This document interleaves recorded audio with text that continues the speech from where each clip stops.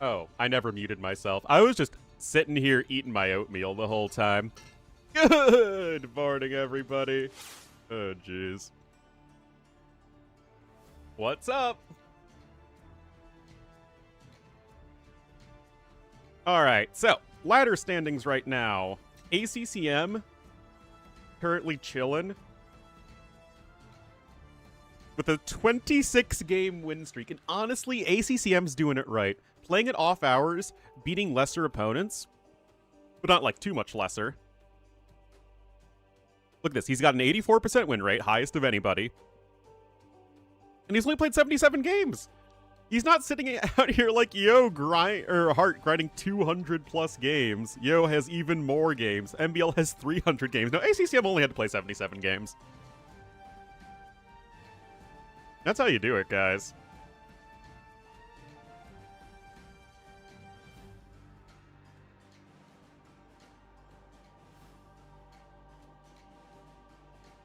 Oh, is Yo here force picking mirror? Oh no.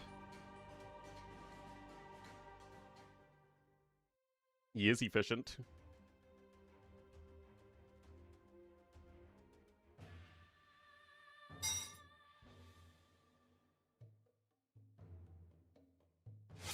All right. Eddie. Here's the tab. All right, it is a Korean mirror. As the North Koreans, we have Yo here to the northwest. And as South Korea, we'll be at Sebastian here to the southeast. Hello, Degen Pirate. Or hola.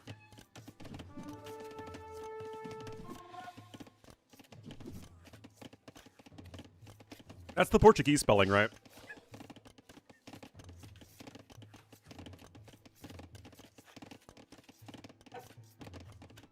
I have nothing for you, little corgi. I am out of food. Do you want this napkin? Oh my goodness. Piggy. Yeah. Yeah. South Korea, or more historically accurate, it would be Kogryo versus Sheila here. Yeah. Then we also need a Pekche over there.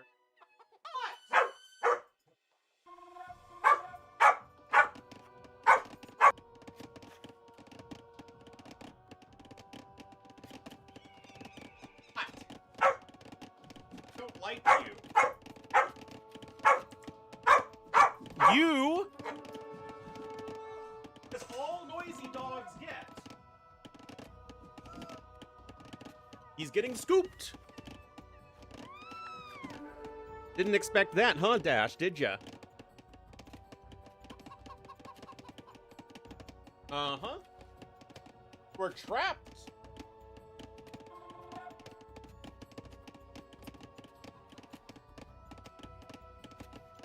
What happens when you're noisy? All right, all right.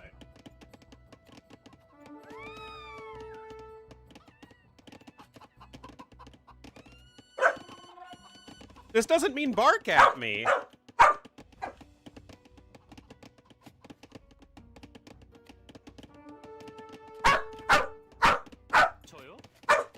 I don't have anything for you. Come on. Well?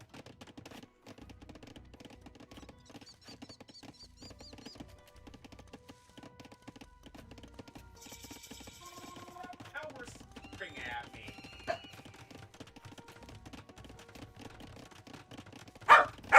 Oh my god. Yeah.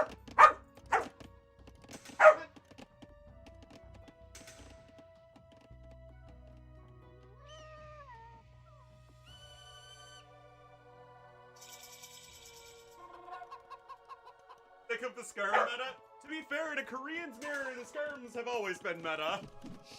Skarms and mangonels, or Skarms and rocket carts now.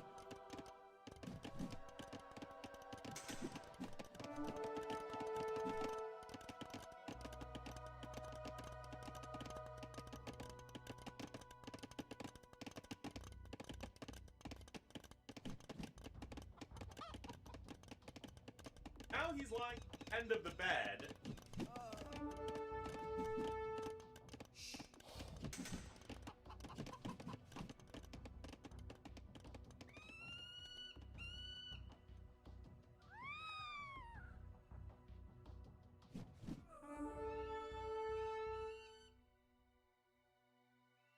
Oh, what am I supposed to do, guys?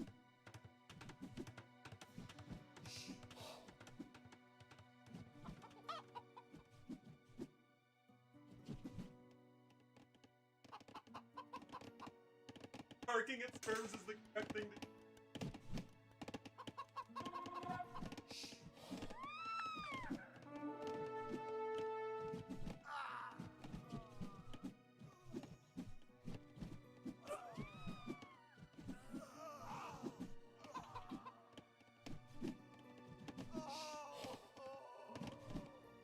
They do throw sticks? That's very...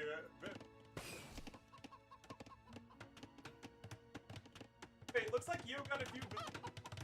Or how? Hello, CRRRS. I don't even know if any of you... I'm like maybe under a meat... Like...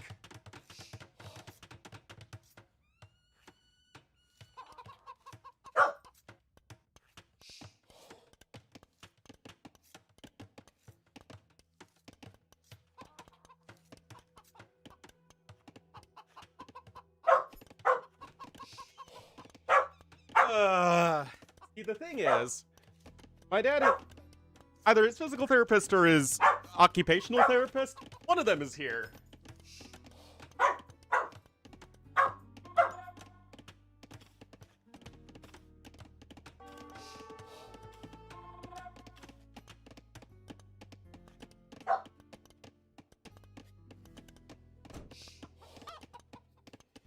All right.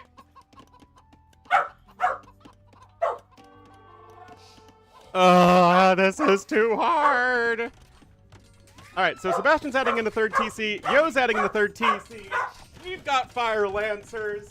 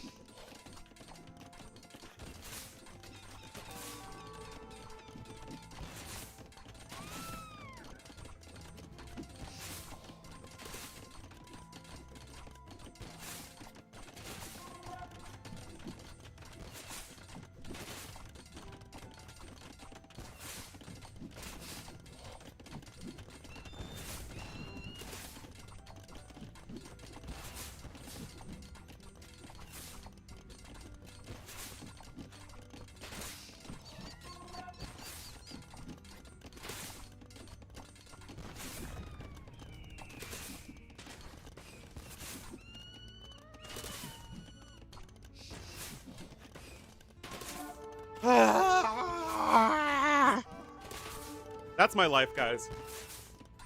That's all I can add to the conversation. Oh, hey, look, it's the thing. It's the thing that people are always happy about. Piggy.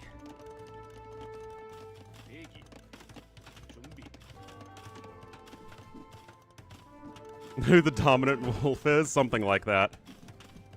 No, SD! Somebody isn't happy.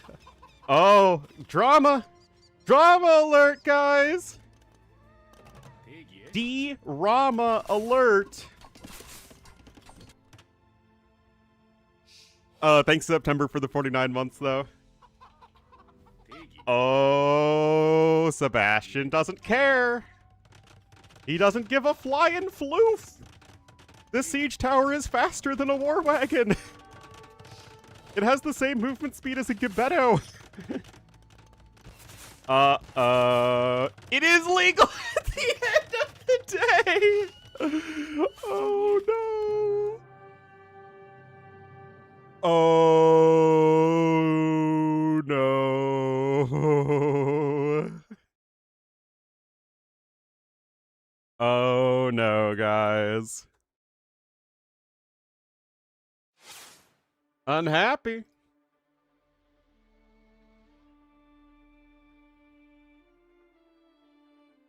Leo's lawyer is on the case. Yeah. No, it's... Players, if they want to, can make an individual pact to not use siege towers. But, like... It's absolutely okay for them to do so in the rules.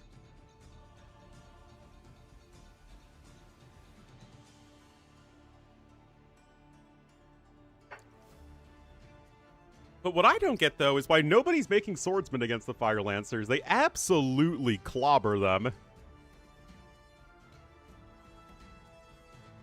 Like, it ain't even close, dog. Anyway, let's not watch Constant Korean Mirrors, because that's going to get very old.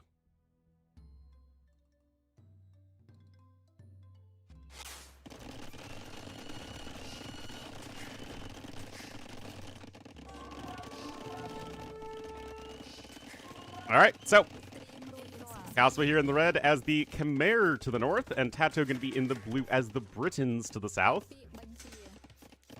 Silence the dog. I let him out of my room. Hopefully, the PT or OT is not having their life become miserable because of a corgi wanting attention.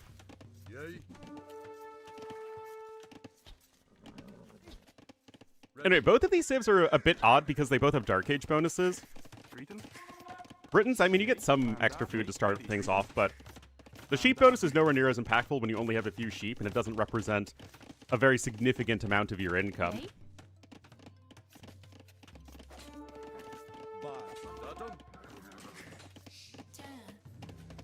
And Khmer aren't, they're a civ that like getting a fast up time, like skipping the barracks.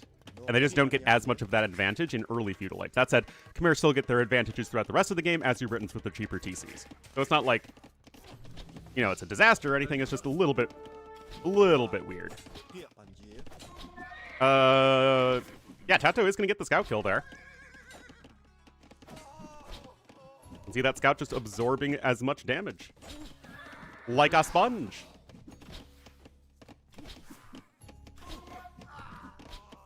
Easy win there for Tato. Archers? I think it has to... It's not like... They're like, oh, let's make it so Fire Lancers don't have the delay when every other unit does have a delay. It has to do with the fact that it's a charge attack. And I'm not entirely sure how that works, but if they... And like, I think that it would be the same for Arumis. If Arumi's in siege towers. But I mean, Arumi's, like, they have a splash attack. They don't have a ranged attack, so it's obviously a little bit different. But it's like, the mechanics of how it works is with charge attacks, it just doesn't apply. So I think they would have to rework that specifically. Anyway, Caswa's dead. DED dead. Tato went double range. And Britain still have at least the somewhat faster working ranges. Oh, Tato's giving out +1 defense as well.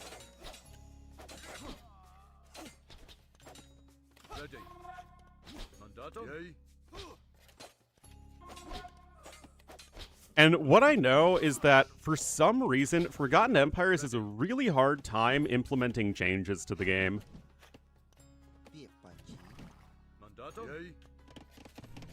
Like, every time they want to have a change they want to add, it's like you have to wait 3 months.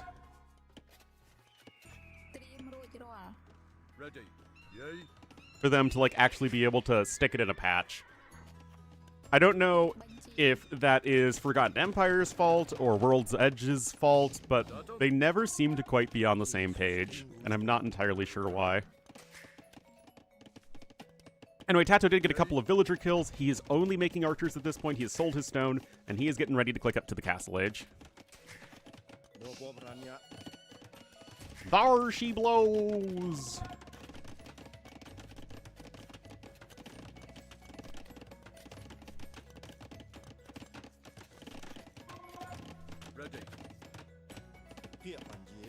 Yeah, only Tato just now getting DBA, whereas Cospa got both of the eco upgrades. But we live in the timing meta! Also, Cospa's eco balance isn't the best. 6 on gold when he's spending basically none. Oh, jeez. Tato trapping too. Mandatum. Mandatum. Am I right, guys? Or am I right? Mandatum.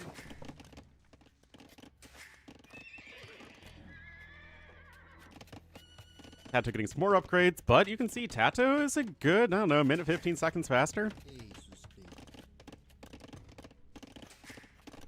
Ready. Mandatum.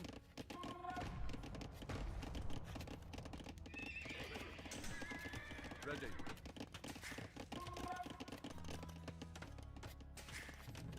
And we have another range coming in. I mean, the idea of wanting to go for a bunch of skirmishers against Britons is not generally a bad one. But Tato is going to come in with a stable, so you're going to need some answer to even just a few knights. Yay. You don't have much gold in your base on Acclivity, so you're going to need to expand. Yay. Especially since Tato is, you know, strip mining this, basically. Only has 1,800 gold left.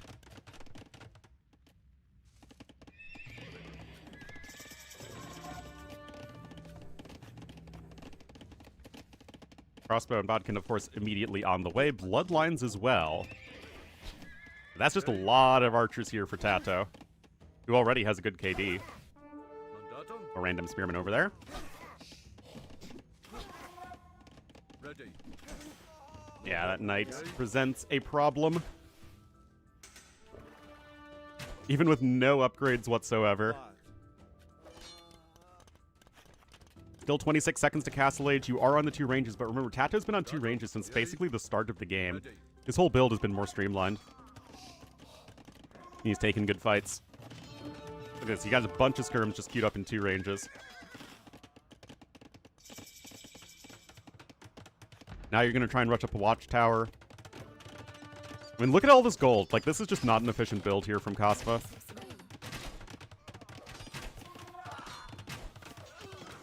And this is just brutal. Brutal, brutal, brutal, brutal. Mandatum. Yay. Ready. Ballistics coming in.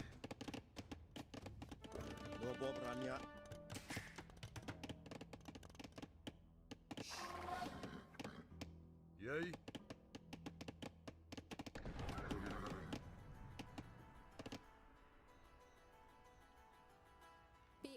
Well.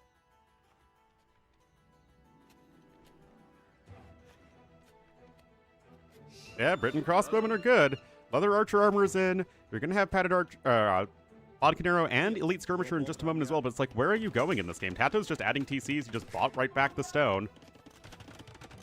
Look at this. On gold, on gold. He knows he's running out of gold, so you got to add that with the extra TCs. So, like, Tato playing fine. He's already got ballistics in. I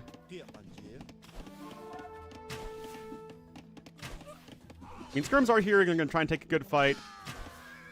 Tato would be happier if +1 defense was in before the start of this fight, but honestly, it's not that big of a deal.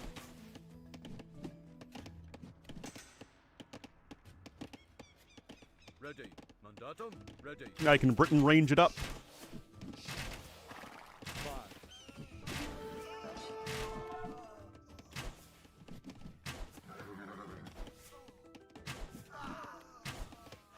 Yep. Something, something, high ground, something, something. Yay.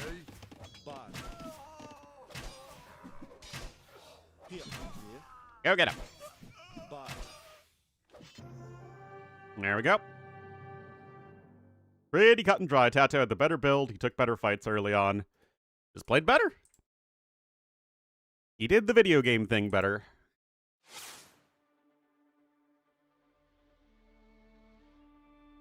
Oh, I keep on forgetting that we don't use my regular outside scene. Indeed, indeed.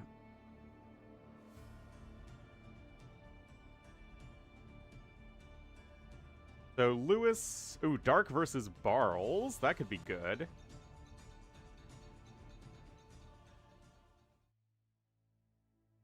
Did I get the achievement? Yeah, I think I have all the achievements again.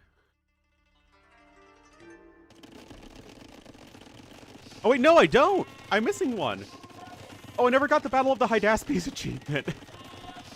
Oops. Forgot about that. I'm trying to replay the freaking campaigns, though, to get my gold medals back because it got deleted when I had to switch for the water patch. Did I do it on Legendary? I don't remember. I think so. I think I did them all on Legendary.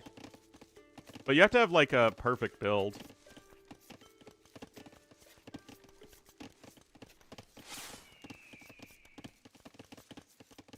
Alrighty, guys. Here we are, game number 2 of the day. Not in a series. Oh, man. Barl's going to be in the red as the Japanese to the southwest, and the northeast in the blue as the Hindustanis. It will be dark. The tire one today? Oh, the Alexander the Great one, yeah. That was an annoying scenario. I just want regular AoE campaigns, man. Is that too much to ask for?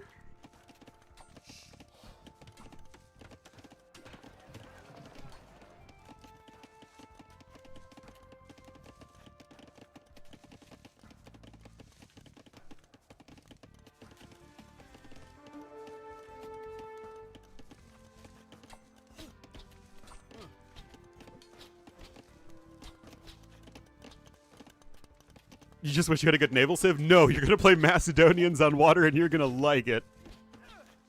Yeah, I really hope we're going to be getting it with the last chieftains.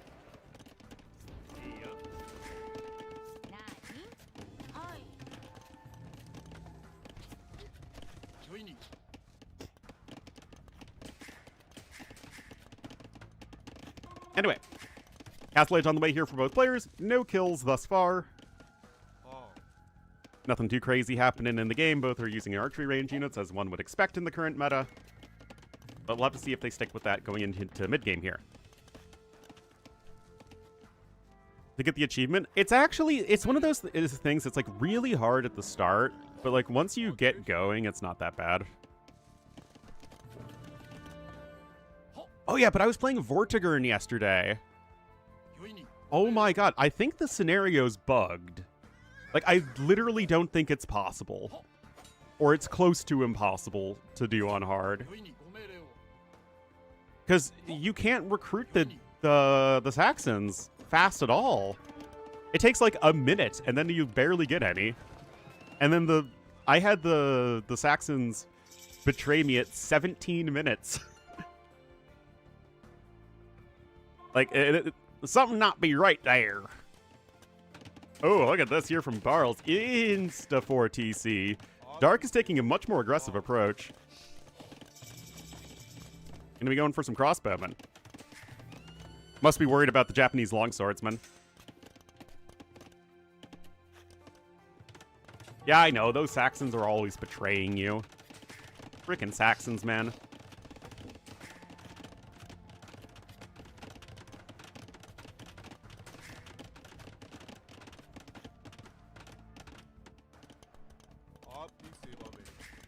Oh, PC Wasby. On the other side of the wall, I was, but then I tried it again without recruiting the Saxons, and I just died almost instantly. Like, something's not right there with that boy.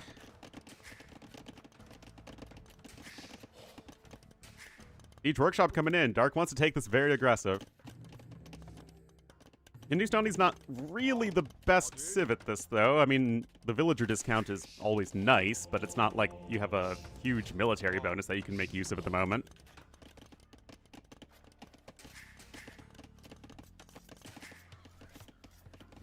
Gonna go for some extra hunt as Barles. I mean, Barles will need some sort of defense here.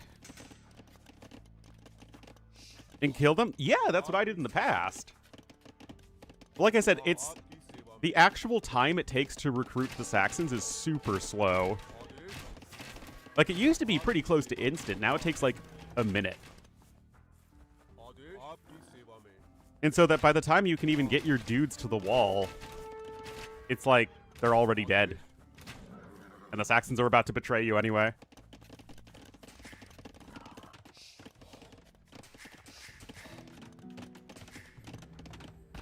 All right, tower coming in here from Barles. University as well. We know that Barles is no stranger to towers.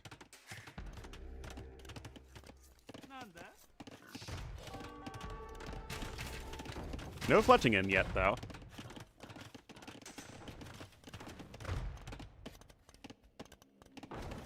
Attack. You just don't have enough units on the field. Because remember, you start in the Dark Age, so you have no units to work with other than the, like, the ones you start with and then the Saxon recruit. Yeah, you start with, what, 0 villagers in the Dark Age. Have a year, yeah. Alright, guard tower is in, but that archery range is under threat.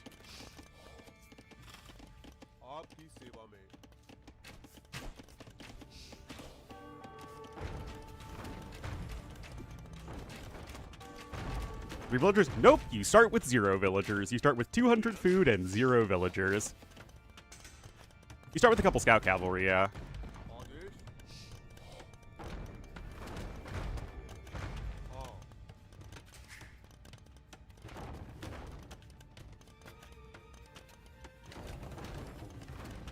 Well,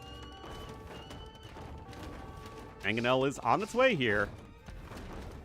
But you're gonna want Bodkin. And you're gonna probably want some more towers. You can see that the resources collected are actually in favor of Dark right now due to the economic inefficiency. No, it was recruiting the Saxons 12 times, but literally, I think you will just get betrayed before you have the time to recruit the Saxons 12 times. And you can't recruit the Saxons after they betray you. No, the other one is not losing any of your TCs.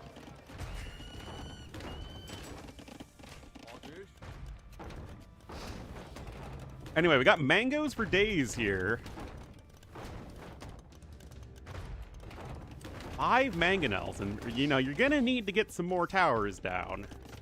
You got Bodkin in, and another tower on the way, but this is still a very tricky defense, especially with so little food incoming. You know, Dark's not too far away from clicking up to Imp, although, again, it's kind of weird because you don't get Arb with this Civ. Not like the good old days of Indian Arbs.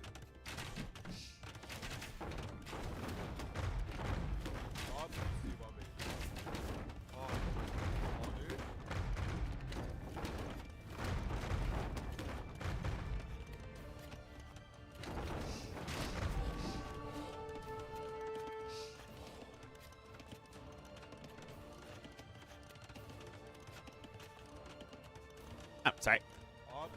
All right, Tark should click up here in a second. Ballistics is all nice and whatever, but this could be getting very tricky. This could be getting very tricky. What? You literally have the resources. There we go.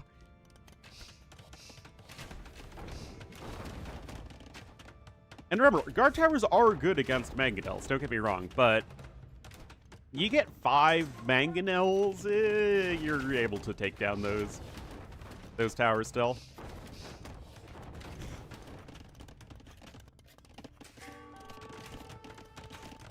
And just keeping these archers here in the corner, knowing the style that his opponent is going for, really, really well done here from Dark. He's also starting to pick up relics. And he's still in the driver's seat at the moment, even though he's behind by like 40 villagers. He's still only 600 resources behind.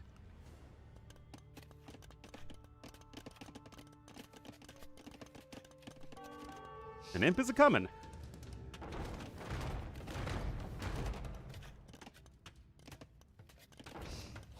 Would you say he's the bad news Barles instead of the bad news Bears? Right, another range coming in, but like again, what are you going to do in Imperial Age? Okay, ballistics is good.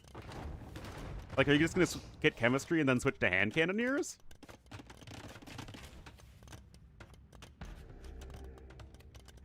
The bad news Bears? I don't know. It's like a saying. Bad news Bears. What is that? Yeah, it's a 1976 American sports comedy film. That's what it was. By Michael Ritchie.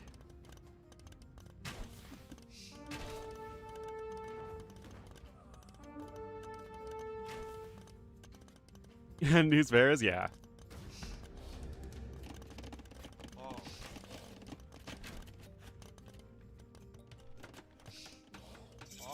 Well, yeah, still no thumb ring. Imp is in. Again, I imagine it's just getting bracer chemistry and then switching over into hand cannoneers. As in, Da Bears. Da Bears are hosting the Rams next week.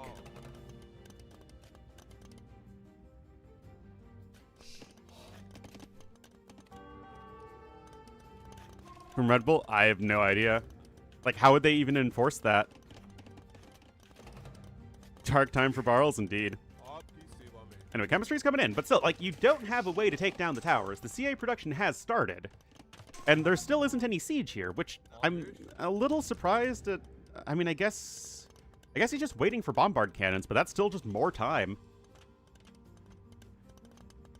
I have such weird names. I don't know the reasons of the names, but I mean, yeah, it's basically wildcard round is just the first round, the divisional round is the second round, the championship game is the third round, and then the Super Bowl is the Super Bowl. The Superb Owl. Siege Engineer is even coming in here, but this might just be giving Barrels too much time. He needed to be able to strike while the iron was hot as soon as he hit Imperial Age, but just all of that time waiting for chemistry. And the fact that he just isn't really developing the best army. He studied? What's wrong with playoffs? Playoffs are exciting. No, it doesn't have a castle. He's only been mining stone now. Nani? Says the villager getting attacked by the wolf. Oh, is she going to be all Omaiwa Mo Shinderu when she runs into the other wolf? Oh my goodness, Omaiwa Mo Shinderu. I don't follow NASCAR. Nani? Watashi? Hi.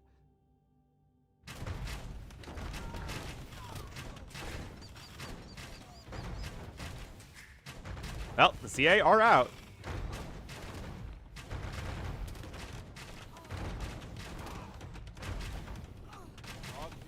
Crossbowmen here. Even without the Arbalest upgrade, they're still dishing out a ton of damage. And of course, the towers are going to go down quick. I mean, honestly, guys, these are even mangonels with Siege Engineers. They even get that extra bit of damage. Seems jolly? I don't know. I'm actually pretty miserable, but, you know, you got to put on the jolly face for the viewers.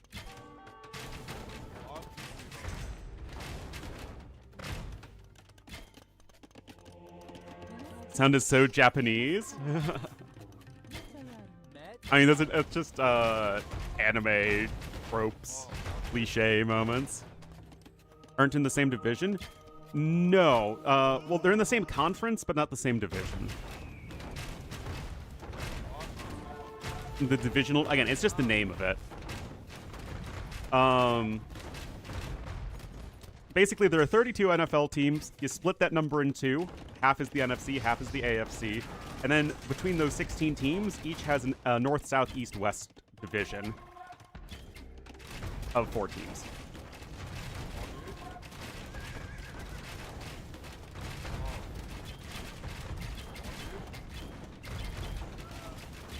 Well, Cav Archer is able to take down one Bombard Cannon. Remember, the Hindustani ones do get extra Pierce armor, but Cav Archers will still take him down pretty quick. How's the counterattack coming? Oh, towers here as well for Barrels. And then the 7 seed was introduced? Indeed. Like a normal league? I don't know. Tradition. The Hawks Niners game? Yeah. That'll be, I think both NFC matchups are going to be really good. Oh, Yasama!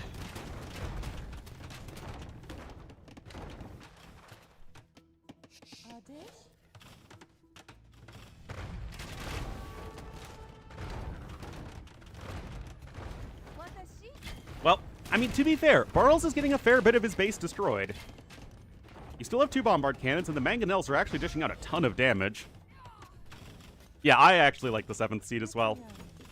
Because who doesn't like seeing the Packers lose constantly?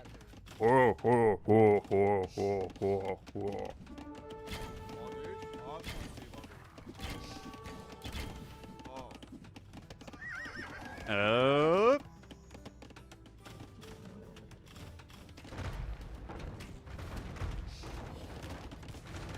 Bombard's still going. Arthian Tic Tacs on the way here for Barls, but still no more Bombard cans on the way. Dark's eco is really taking a beating. Especially that golden coming in. Like, look at this here from Barls, guys. Yeah, the cheese grater stuff is hilarious. Because, like, you guys don't even know. As somebody who's a big Bears fan but lives close to the Wisconsin border, Packers fans are the most annoying ever. You see those freaking cheese hats everywhere. Another 2 teams. Don't give them any ideas. Because the concern is that the 2 versus 7 seed matchups are already not very competitive. And I mean, to be fair, both of the 2 seeds did beat the 7 seeds this time. Yeah, like I said, the food income's not great for Dark. Nor is the gold income. It's really just wood income for him. Running into Castle Fire is also not really the way to go. This castle's taken 7,000 damage. Oh no, Dark! What are you doing? Okay, he's trying to add a TC over here to the east. Reb is taken down as well. The first 40 minutes of every game. That's what the Bears do. They remember that they're a good football team only at the very end of games. Being serious? Well, Yo is force-picking Mirror every game and going on Vulpine only, so I'm gonna go with a yes.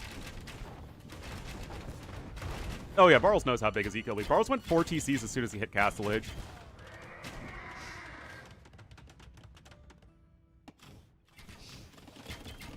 Competitive map? It might be the fastest.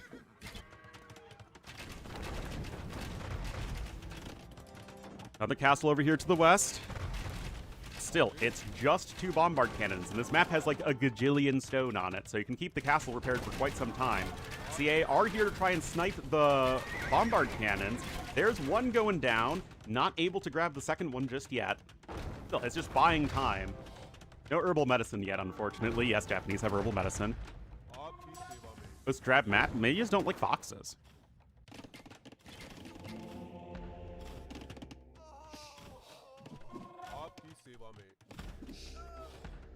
I mean, just look at all these towers, guys. It's beautiful. PC being attempted over there to the west, and yes, Barles has a 60 population lead, but it's tricky to not lose that bombard cannon. Oh, the Cav Archers with a nice dodge there from Barles. Yes, he loses like, what, 4 or 5 Cav Archers? That's worth it to snipe a bombard cannon. Tower Rush, I don't think you can consider anything at past the 30-minute mark in a game a rush. Was Thames one of the maps they removed? Also, I think Dark just lost even more units.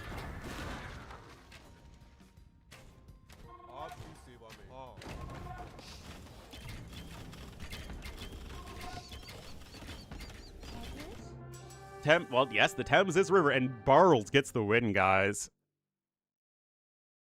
That was pretty fun. Barles is always going for the unique stuff. 4 TCs into towers. Gotta love it, gotta love it!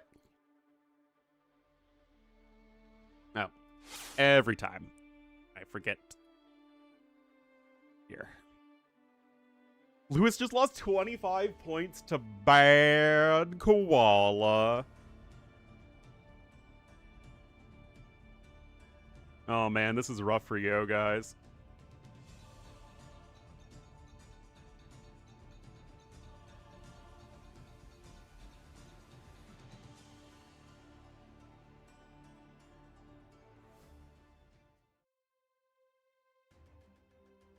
Yo is playing, but Yo is, like, force-picking mirrors constantly. I guess we could go into Yo versus Vivi, but they're already 11 minutes into that one, and I kind of want to see Sebastian versus Dark here. Last chance qualifiers, 8, I think? I think?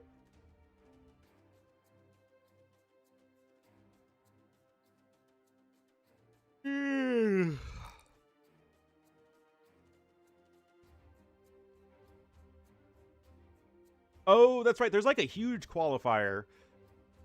But 8 people get like seeded into it. Into like the later rounds.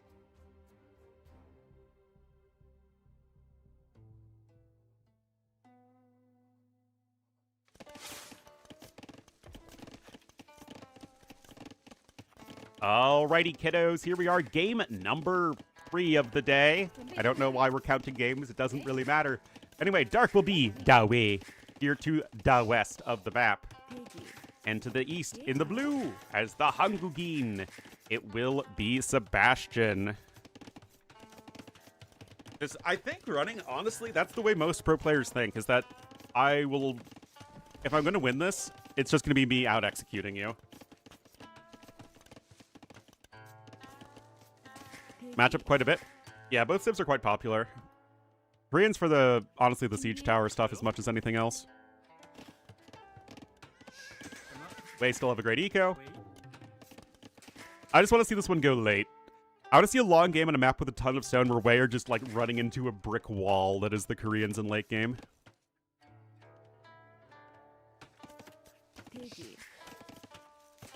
Well, at least like the way I think is that I generally don't want to play mirror matchups because I kind of want to, you know, try and out-strategery my opponent.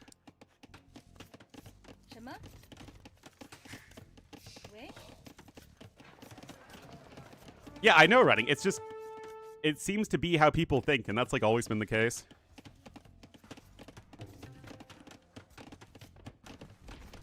A regular Andy? No. Andy, I don't know if he's playing mirrors. Always a top competitive civ? That's really funny because they were like one of the worst civs in the game for many, many years.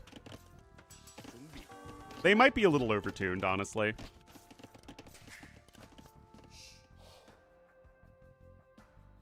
Some surprises? I mean, Yo is usually somebody who wins with just good decision-making. Which can apply in mirror matchups, but decision-making, like the decision-making flowchart in mirror matchups is usually much more streamlined than a, you know, an asymmetrical matchup.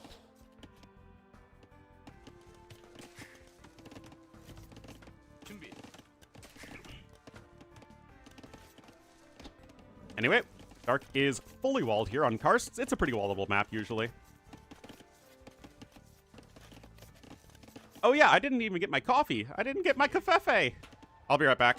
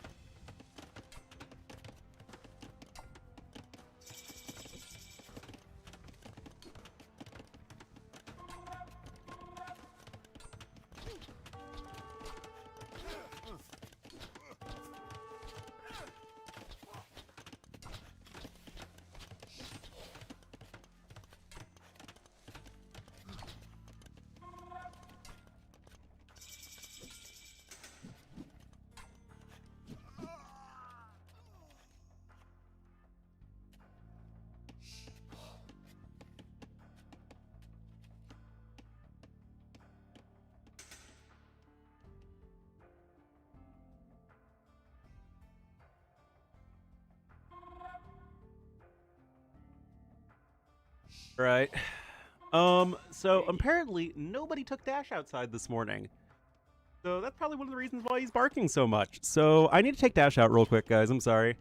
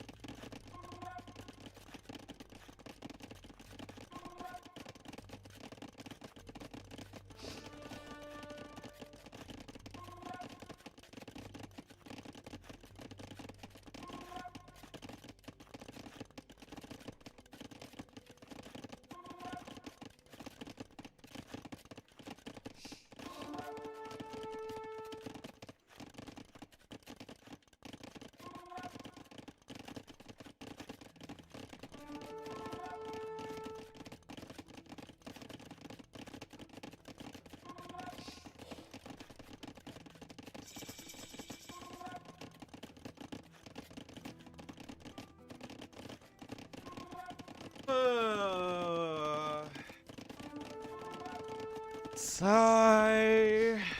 Apologies. Majestic Apex, thanks for the 50 month. Oh, hey, it's a bunch of Tiger Cavalry.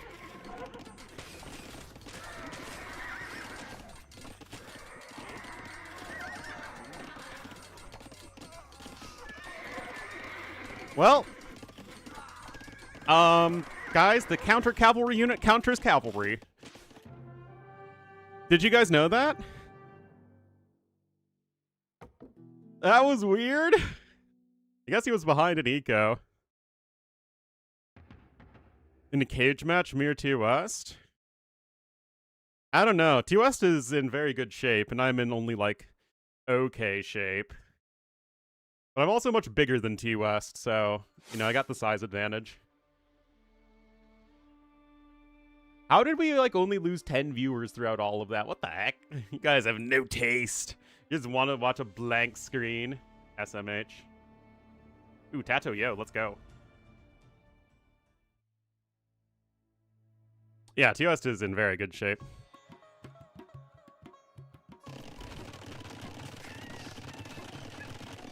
Out of injuries? Ah, I'll get him. I'll get him good. All right, we're back on Vulpine. Tato going to be in the blue as the Vikings to the north, and to the south in the red as Uncle C Tom. It will be Yo.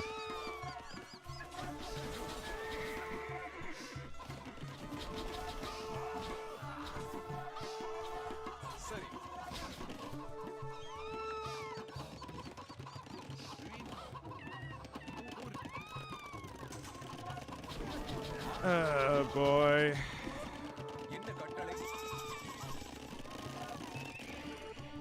Well, it's skirmishing time.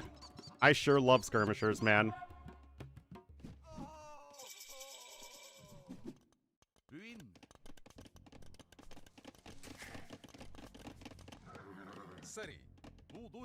All right, so we're caught up to real time. Skirmisher upgrades coming in.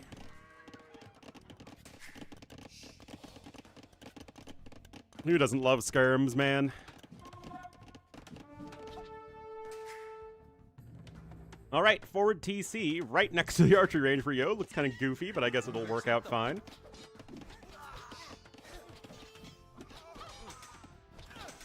The next DLC, Skirm of Skirmfires? Oh, yeah, for sure. Is it confirmed that there's going to be another skirmisher unit? I honestly don't remember what they said for the unique units. A spear through the face. Well, that is kind of the goal of the skirmishers, is to throw their javelins through other people's faces. Although I'm pretty sure these javelins are way too large. Like, these wouldn't go very far at all. The Gitcha Warrior? I don't know which civ that would belong to.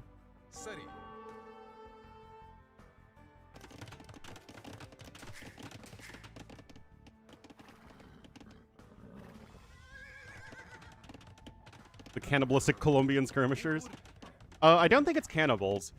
I saw some people saying that they mistook the Tupi's supposed cannibalism and applied it to the Muisca. That is actually, the Muisca carried the mummified corpses of their warriors into battle for, like, morale, and I think that's sort of the representation of that. Which, let's be honest, that's pretty freaking metal, man. All right, in comes Tato's Knights. One should get converted. It does, but the monk will go down. Oh, there's another monk over there.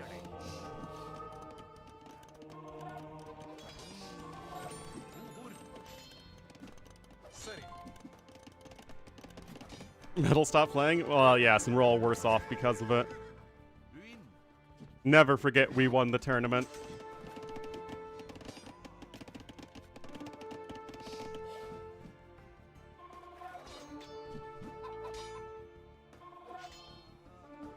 Better way to... well, go take it up with Forgotten Empires.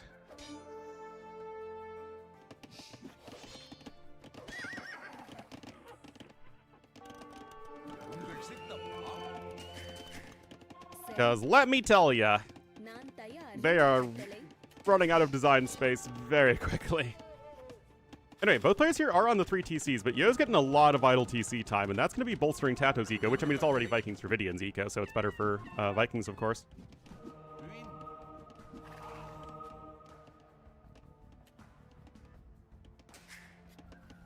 Also, the one Elephant Archer showing its Elephant Archer-ness. And even a 4th TC here for Yo. Going to be going on the stone. Could he be going for Urumi Swordsman?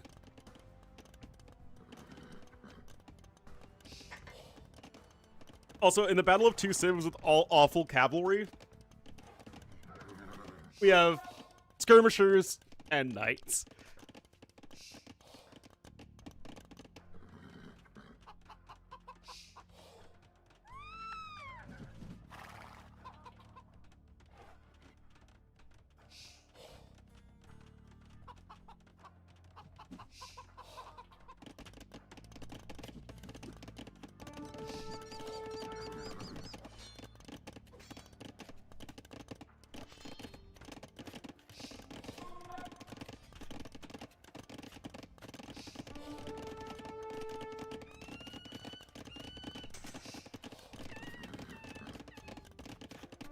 No wonder. Yeah, but it was only in a situation where, like, the player had already won.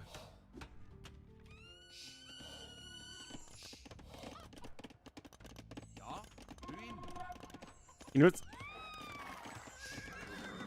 But, again, people didn't cannibalize for sustenance. I don't know of a culture that's ever done that. You know, outside of, like, all of them when people are, like, starving to death.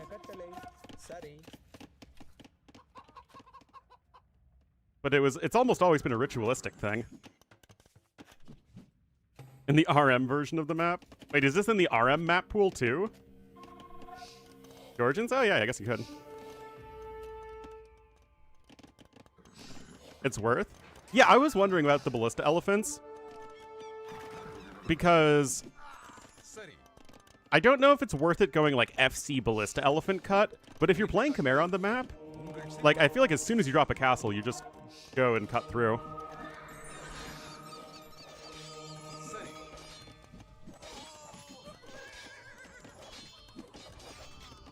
Well, lots of conversions. Monks all going down, though, on both sides. More knights on the way here for Tato, though. If only Vikings had another melee unit, man. Foxes. Oh, is that what the extra villagers are over here? Is gathering foxes.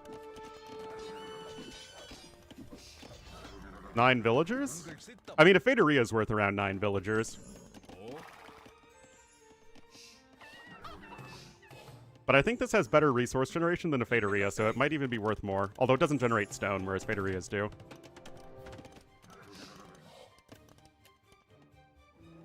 Anyway, castle here for both players, going to be on the same side. And Yo, despite being behind in resources, is still going to find a way to click up to him first, and that's simply because he's not making knights, which are obviously quite expensive.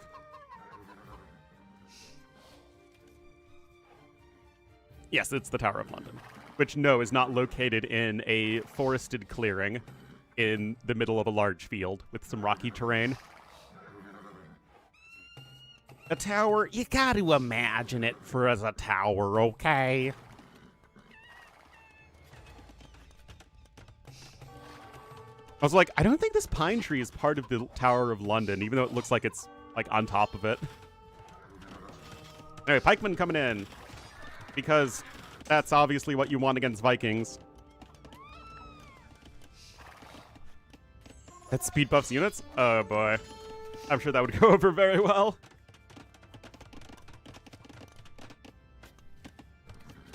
Knight's looking for some damage here from Tato, and he's close to clicking up as well, but Yo is already on his way there.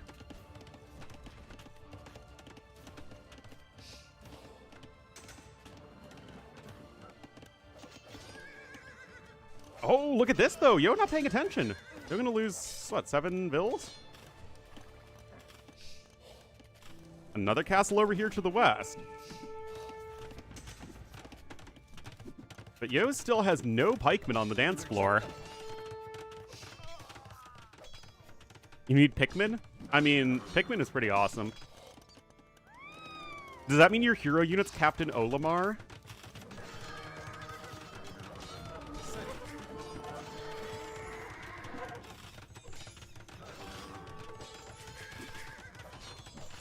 Oh, those knights are getting work done, guys. And Tato is at least on his way up. Oh, you have Uncle C-Tom on the way. Oh my goodness, it's so exciting. Guys, Arumi versus Berserk should be incredibly one-sided once Woot Steel is in. I don't know about before Woot Steel. Also, if Tato does that, that's not very good for him. What are they doing? These Berserks yearn for death. They yearn for the death's sweet embrace.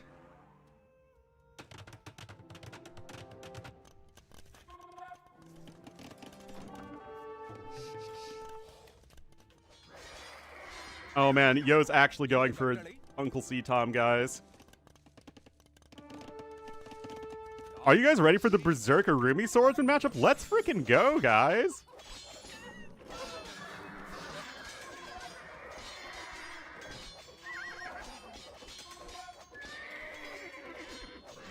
Oh my goodness. Well, that Elephant Archer is going to have its time expired.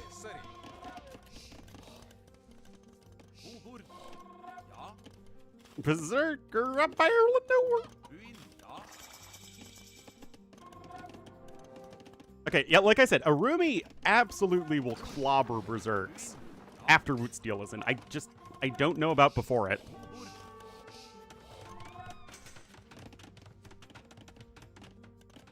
And of course, trebuchets will be important for both players as well, although, of course, Dravidians do get bombard cannons.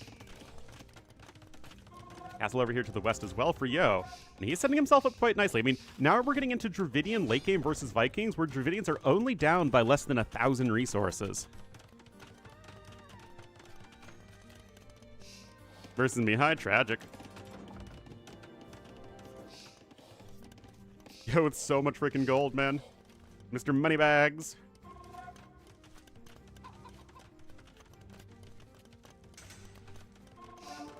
Scorpions or auditors could also work out for both players.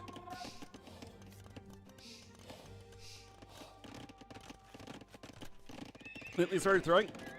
Isn't that against the tournament?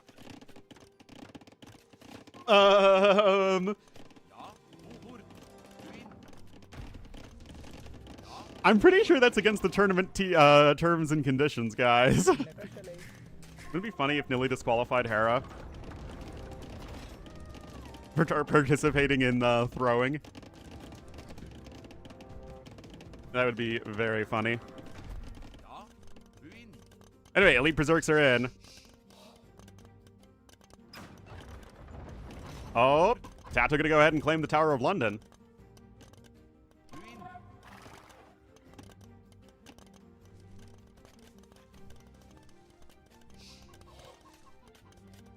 Shuckles and Sunkern, oh no.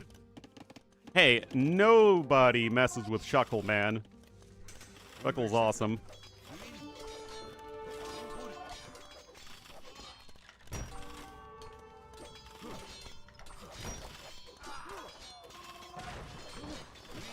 Oh no. Kern is Ophi. Does it still have the lowest base stat total of any Pokemon? I know it used to. Alright, Elite Uncle C-Tom is in. Elite Berserk is in, guys. This should be fun.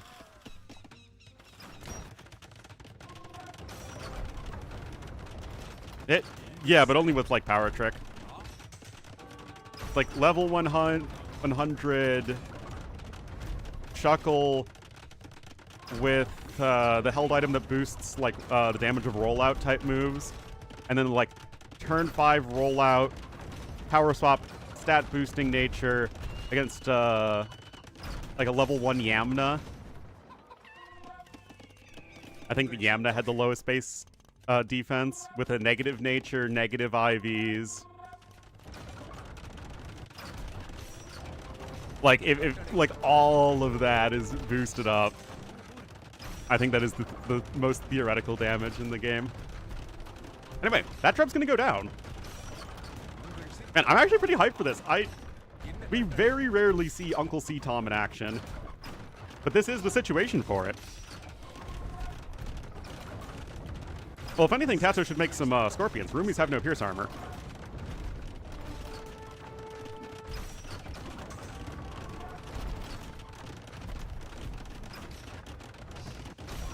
pay for rollout not hitting? Oh, jeez.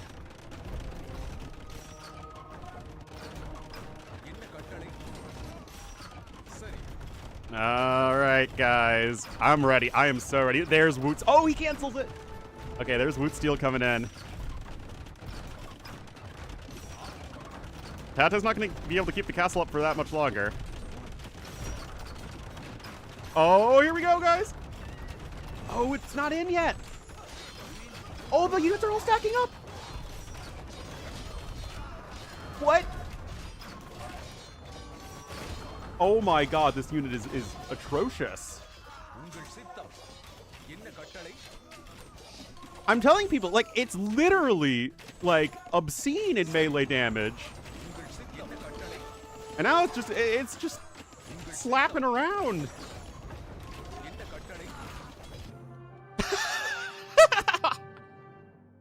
Oh, jeez.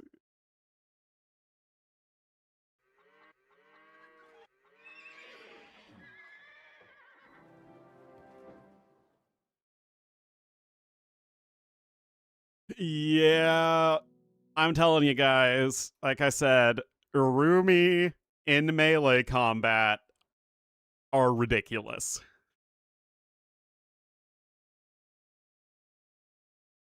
I mean, there's just so many better civs now militarily than Vikings.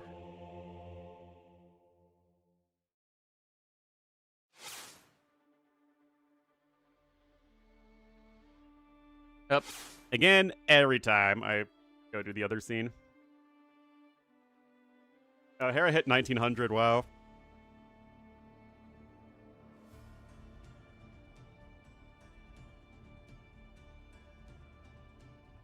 Yo versus MBL. There's also Dark Tato, ACCM Classic Pro.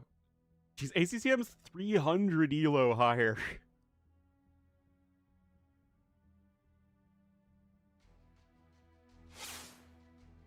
Yeah, T-West has front page. That's why he's got so many viewers.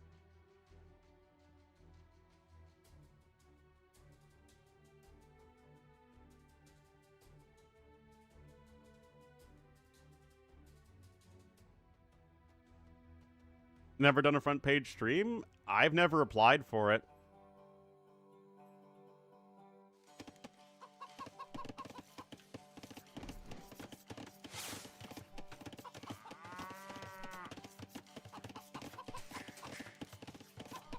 I didn't even know that was a thing you could do. I thought it was only for, like, special events. I didn't know you could just have, like, any random stream. Yeah, it's great for ad bucks. I just, again, didn't know you could do it for, like, any old stream, and I never had, like, the special... Alright, well...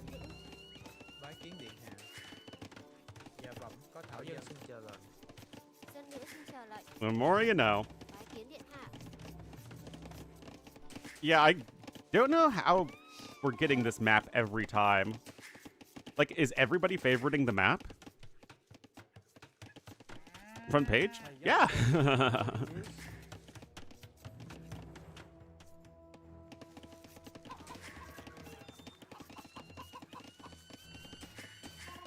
And hello, Caesar? Not fave? Ah.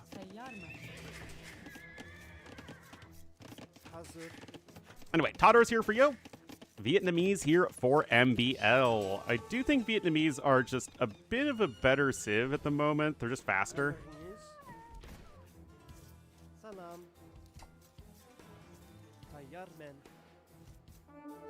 So many foxes, man. Ooh, look at this, though. Yo, gonna show up here with some Scooterinos. As gold miners, they do not. Perfect hamster map? I guess it is. I think it just means the map is faster on average. So you can play more games. Well, the quick balls from MBL were largely good, although he still lost a Vil. Note that MBL also was able to pick up the horse collar upgrade, I think, before seeding any extra farms. You start with the 2 farms. Actually, do the Frank farms start with horse collar? The 2 farms you start with in Empire Wars? I never thought about that.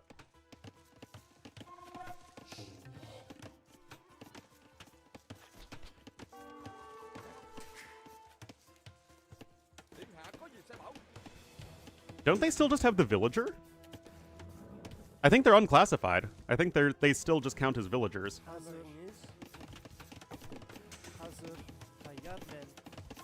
Here, let me actually check in game. Yeah, it's just villager.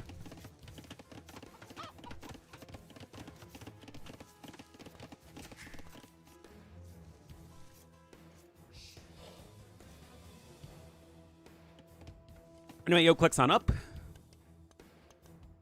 Yeah, the fox income is so freaking fast.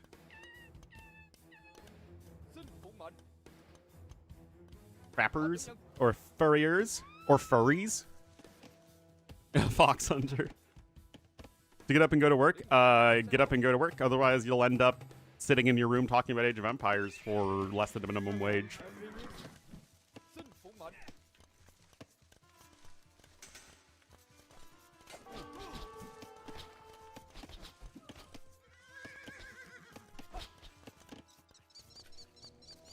Oh, well, Tatars are kind of a slow civ.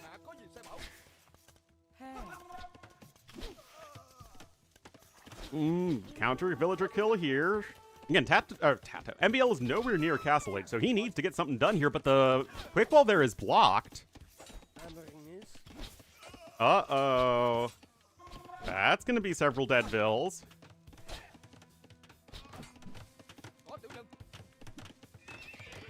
Have a second stable coming in here for Yo. He's going to probably want to get some Step Lancers out. Or Knights.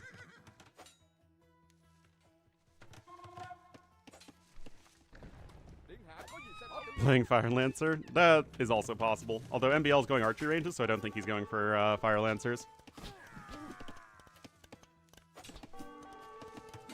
If I don't have casting, you gotta find something to do then. Because I'm also at home with at least a sick parent at the moment.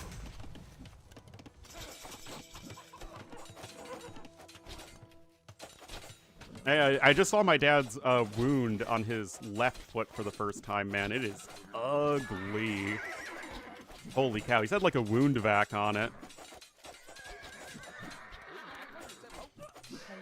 It's like somebody took a spoon and just scooped out a large portion of his foot on both the side and on the top.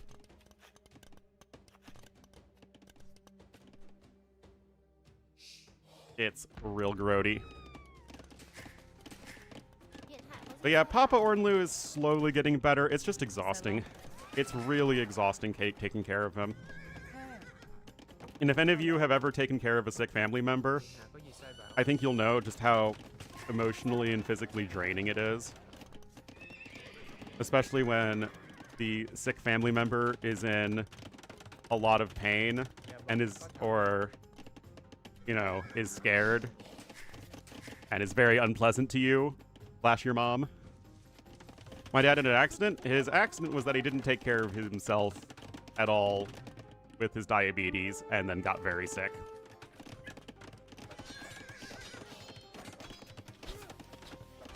It was like a foot infection that led to a blood infection that like completely took out like his back muscles. He had to get 2 toes amputated. He had to get a lot of surgery on his major surgery on his other foot, like I said. Yeah, sepsis. And so yeah, it's like his joints and his back are like either inflamed or just lost so much of his muscle mass. Like he lost like what, 15 kilos or something close to that.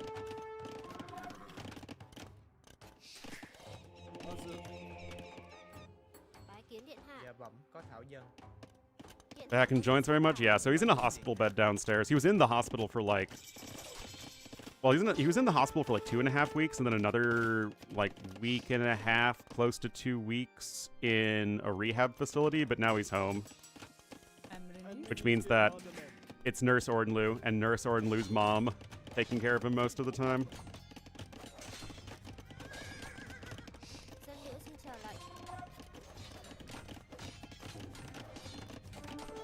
With that. Yeah. Well, there's your Halloween costume. Really? That's just my everyday outfit. But he just had the nurse come in and do like, What do you say about? or he has a nurse come in, he's got physical therapy come in, and he's got occupational therapy. I don't know who's who and who comes where. But somebody just changed his bandages, which is, you know, good.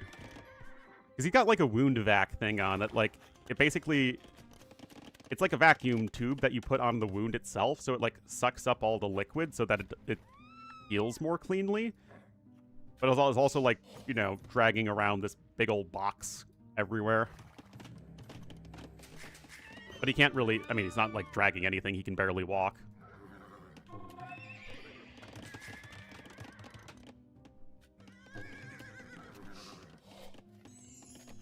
Anyway, 5 villagers killed each. Overall eco lead still here from MBL from that late feudal age pressure, so he's doing just fine. The Schlorp machine? Yes, that is the technical term.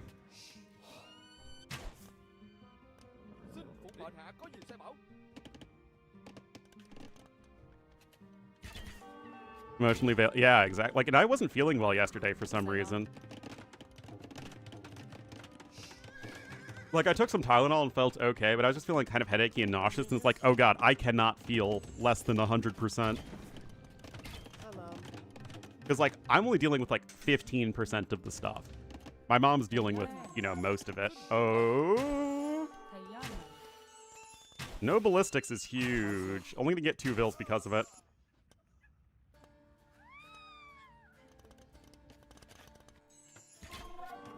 And the CA numbers are climbing here. Of course, for the not Todars player, because of these 2 civs, Vietnamese are the Cav Archer civ.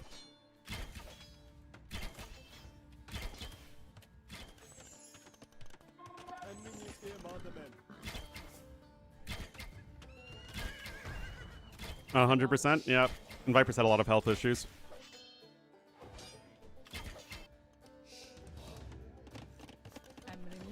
I'm Renis.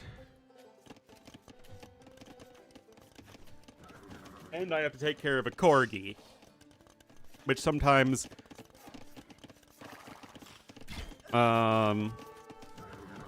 sometimes leads to poor communication between Ornlu and Ornlu's mom, and then it gets to like almost 11 o'clock in the morning, and he hasn't been taken outside or fed, and then he's just barking at you constantly, and you're like, what's going on?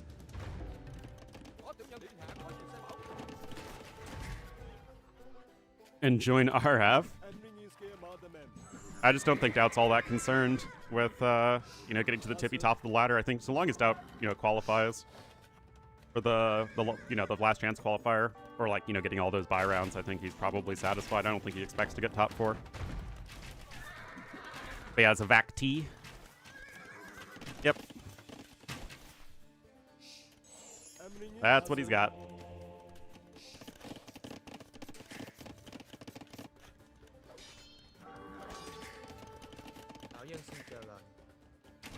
Anyway, 3rd TC coming in here from Yo. And he is only 3 bills behind, but again, 1,600 resources. All he's got are defensive skirmishers. He's going to try and get this TC down, but he's just got so much of a worse army. It's really tough.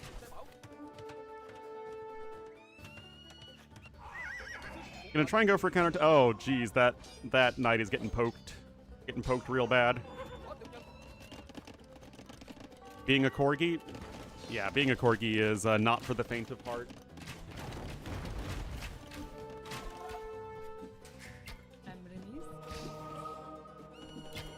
MBL is playing well. Just bouncing around. And it's that late feudal age damage when Yo was trying to, you know, sell stone and click up the castle age fast, that he just wasn't completely protected. And that's sort of a good job reading the map, knowing that, okay, Yo, because of this rocky terrain, has to have some portion of his economy that is not very well defended, and MBL did a great job finding it. I mean, now remember, he was like 1,000 resources ahead. Now he's almost 3,000 resources ahead. It's amazing how fast these things can snowball out of control. This is just fantastic play here. For Bombard Towers, I love me some Tadar Bombard Towers. Yeah, this has definitely not been Yo's strongest showing. Yeah, for sure, Wheelbarrow is always good to have.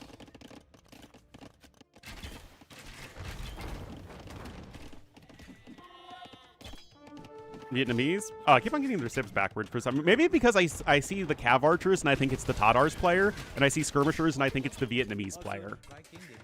Nope. But yes, both of these civs have bombard towers, as it so happens.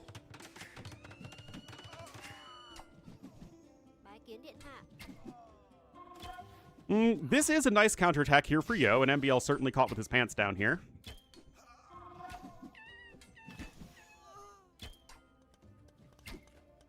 They lack bombards? Yep. Okay, we got both.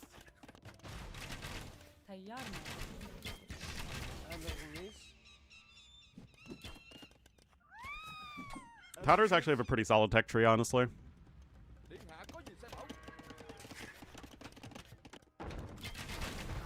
Especially for being a step civ, they have the best tech tree.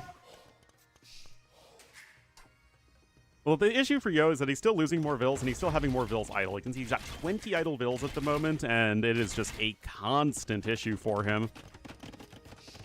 So, despite getting that third TC denial, it's going to be a very long time before Yo can even think about catching back up in economy. Got Bosaw also coming in, and like we said earlier, MBL also has that wheelbarrow upgrade.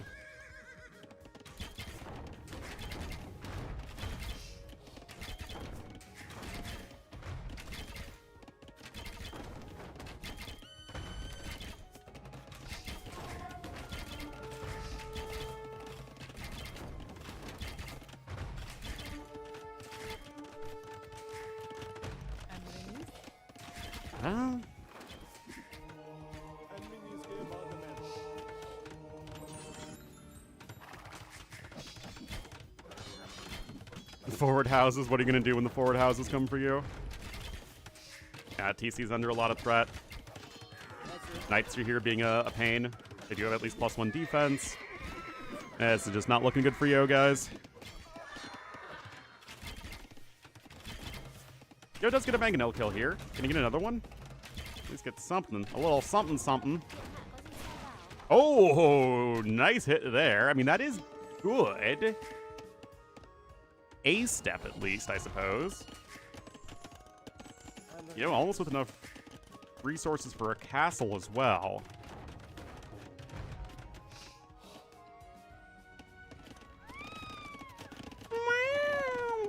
That's what the fox sounds like. I hope you enjoyed it.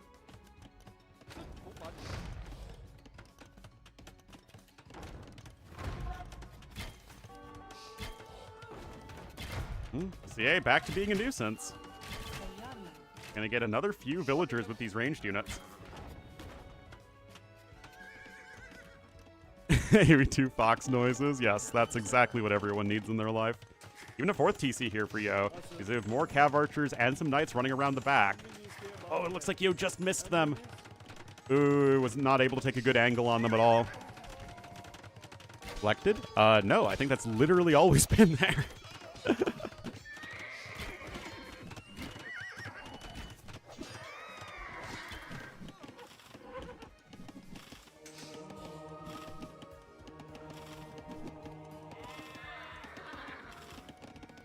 Only look at bill counts. Now, res collected, value percentage gold is only really useful in late game. I wish this was replaced with resources destroyed. I feel like it would be a bit more useful overall.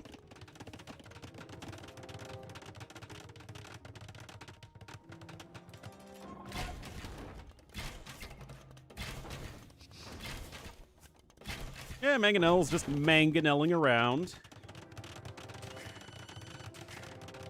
Oh, MB, what are you doing, homie? That's the MTC! Cancel it, dude. Oh, come on. Come on. Vanister Esquire, thank you for the 38 months. MB.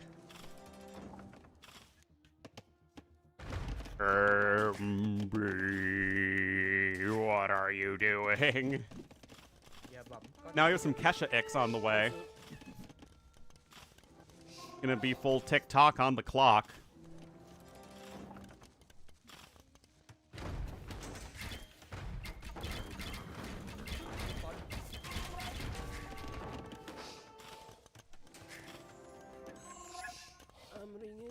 That imp is not coming in. No, it's not. Not without any repairs. It is very much not coming in.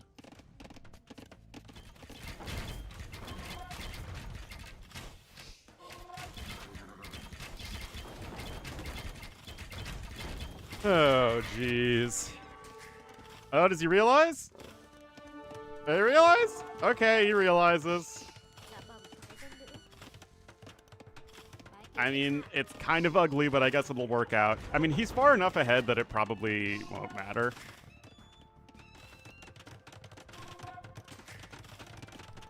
Anyway, 40 seconds until Imp. We do have the Keshiks on the way. They don't have the best upgrades, though.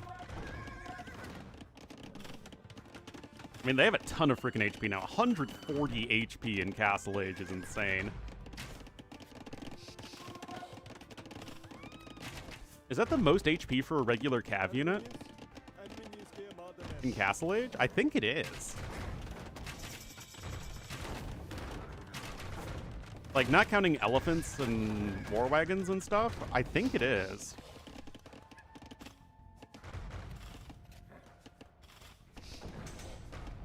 Unless, except for, like, Tiger Cav getting all supercharged. Cataphracts have 110. They don't even have as much as a knight with bloodlines.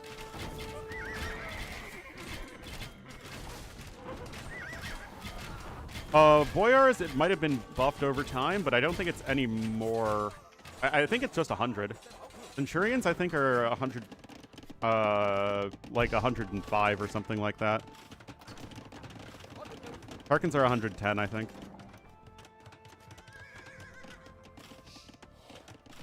I don't think anyone matches 120 base HP before Bloodlines.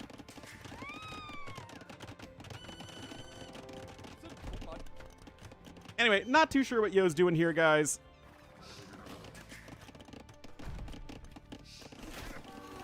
Now you got Rattan Archers over here with their mighty rice farmer hats.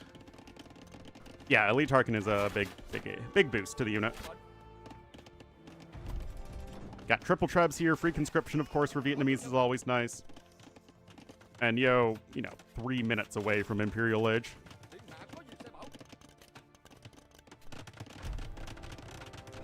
Yeah, Castle Age Tarkans used to only have 90 HP. They were very bad. They only had 7 attack, 1-2 armor, 2.1 reload time, 1.35 movement speed. Like, they were bad units.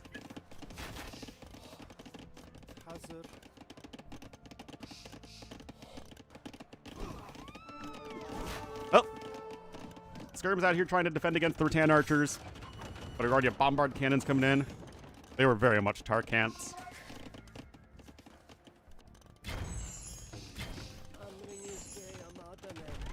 They were unfortunately all about what you Tar can't do instead of what you Tar can do.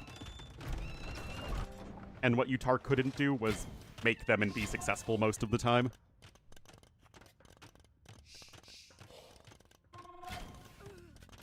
OCA here.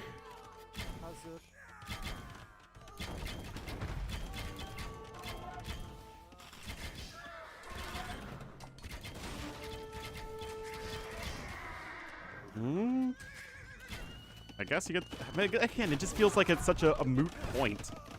I mean, look at this. Look at this. Look at this nonsense. Look at this Bologna. That's his only castle, man.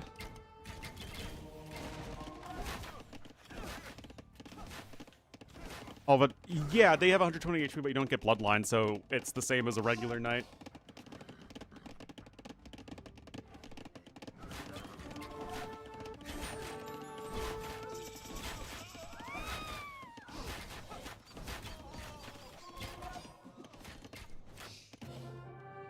Yeah, that one felt like it was over for a very, very long time. I mean, really, since that late Feudal Age pressure, MBL Zico just zoomed ahead. Way more of everything collected.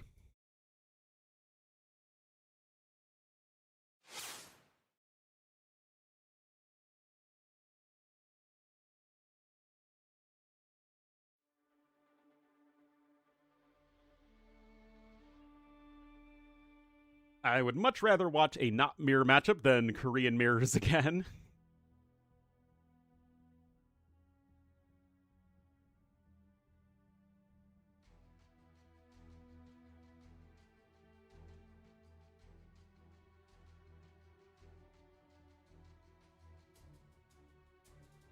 Ooh, Leary got up to top 4.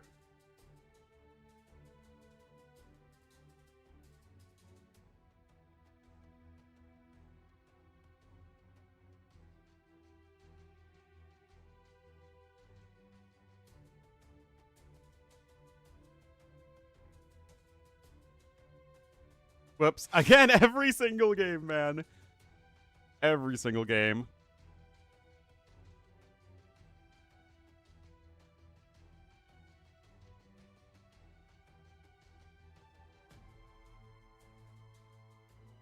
Did a Korean mirror? No!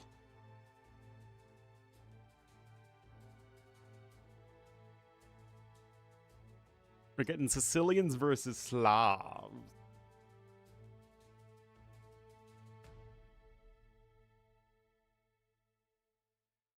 Yeah.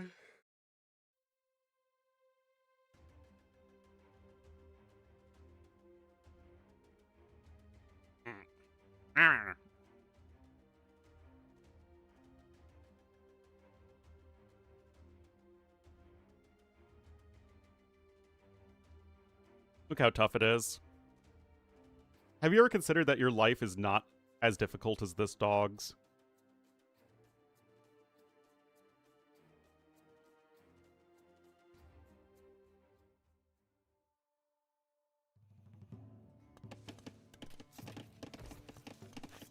I mean, just look at this exhaustion. This is the exhaustion of a dog that has to work all day, every day. And all night. In case a human moves in the middle of the night. Alright, so we have the Gobble Gobble matchup. We have Sicilians here for Tato in the red to the south, and to the north in the blue as the Slavs. It will be Lewis, two civilizations that are far too balanced to ever feel good.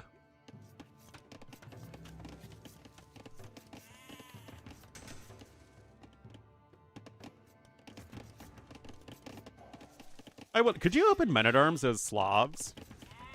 With free arson?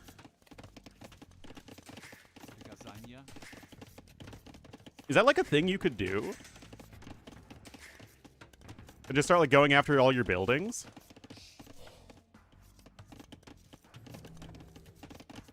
And you followed up with the arranging skirmishers?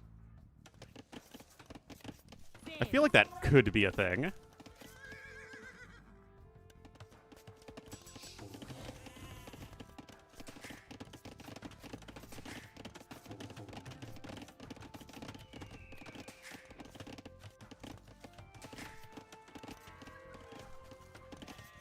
Anyway, Horsecollar is also in here. Look at all those juicy farms. Well, these are the two he started with, but all the other ones get that 350 food on them.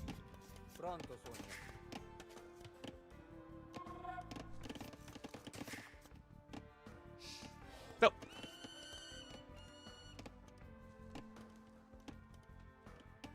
we have just the range here for Lewis, adding in some archers. He is going for an egg base. Tato, he's got like this big old rock area at the edge of the map. Also, small note on the map design, guys. It's actually almost really good. So generally speaking, if you look at the mini-map, you can tell where the rock formations are because the rock formations have dirt underneath it and the rest of the map is grass or, you know, trees and stuff. So you can actually see at a glance where the rock formations are, which is actually, you know, quite nice little maneuver. Anyway, the Corgi wants out, so I'm going to take the opportunity to get some more coffee. Yeah, the rocks are dirty.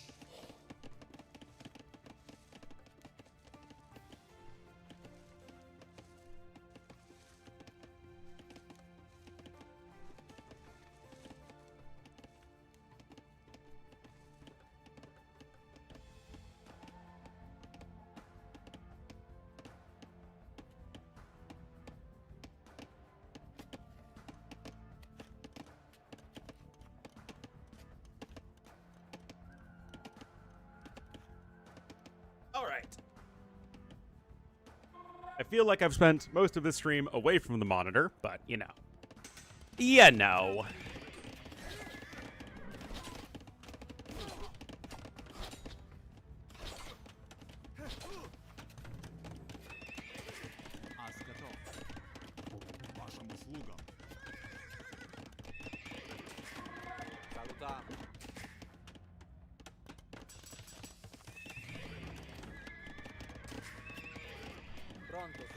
Brontosaurus.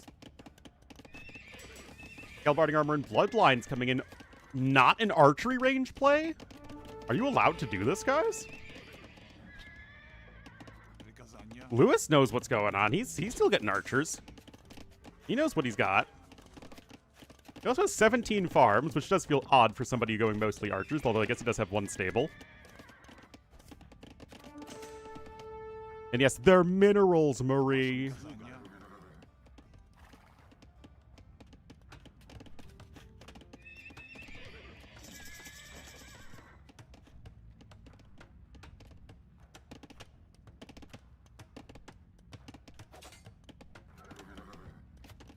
Got a husbandry on the way. Knights queued up as well.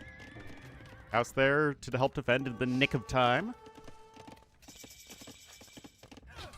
Second TC immediately for Tata. Remember, they go up super fast with the Sicilians.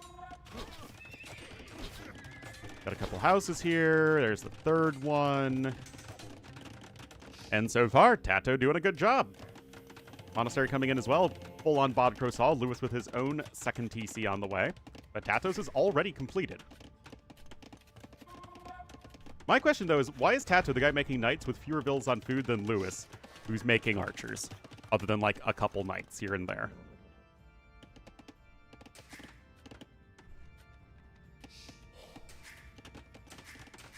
Third TCA as well at the back here for Tati. Lewis is grabbing Bowsaw, though.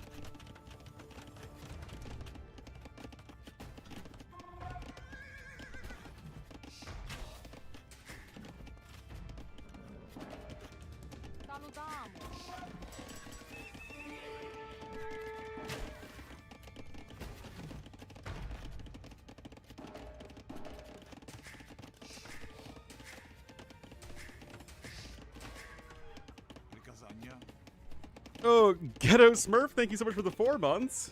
Welcome back to the Wolf Pack. Third TC here for Lewis. I mean, he's really not taking any more map control is the kind of concerning thing for him.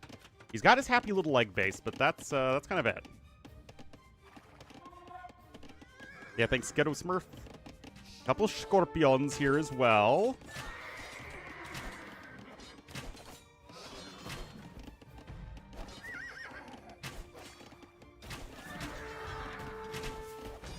Oop. Couple knights coming in for Lewis. Obviously, he's going to just try and snipe the Scorpions. And not a single snipe, honestly, from either side. I guess a good micro from both. That third TC will be in here in just a moment. You can see res collected are in favor of Lewis, as Slav's eco is still very good.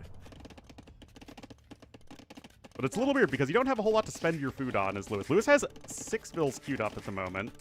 Okay, he canceled some of them. But yeah, he's just not really spending food on a whole lot else, although I do like that his eco upgrades are better. You have a market coming in on the side as well.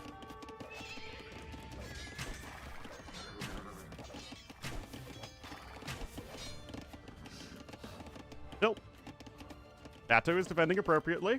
Will he see that 4th TC? Remember, you can afford his Sicilians with your extra 100 starting stone. Slavs have the speedy monks.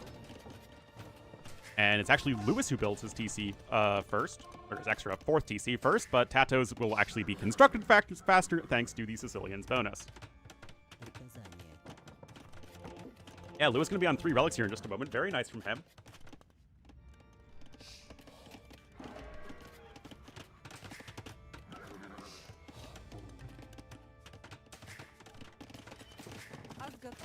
Askatova. Still, you're not going to be able to just stick on crossbowmen for much longer as Lewis, but you're going to need to switch into something else. And that's really going to be the big question, is what either of these players go for. Because Slavs aren't going to want to play around with the archery range. And that feels like it's so much of the meta right now is just whatever civ you have, use their best archery range option. And hello, Kinbine. Ankart coming in for Lewis. Tato now just getting Bowsaw. Again, you could really see Tato use some more eco upgrades. Dang, Lewis going to be getting all 5 relics. Very, very nice from him. Game is kind of passive at the moment. Send forth the monks and pick up those relics. I mean, they're almost as fast as warrior priests, right? 0.84 versus 0.85 movement speed.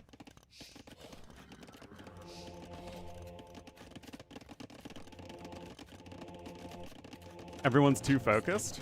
What do you mean everyone's too focused?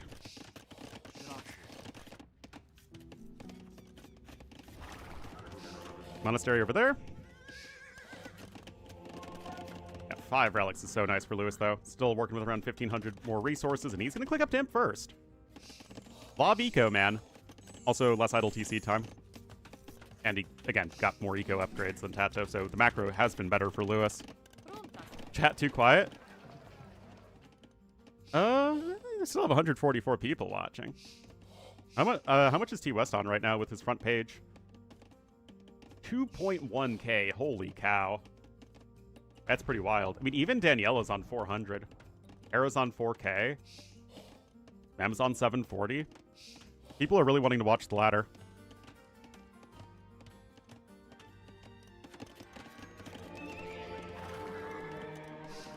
Imp coming in.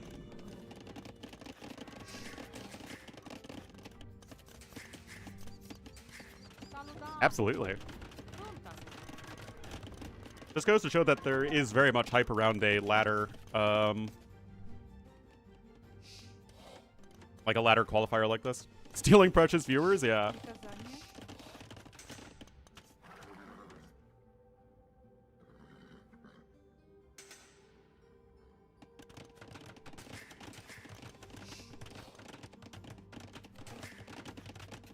AC number 5 even coming in here from Lewis, and as you can see with the Men-at-Arms upgrade, he is going to be going for those swordsmen.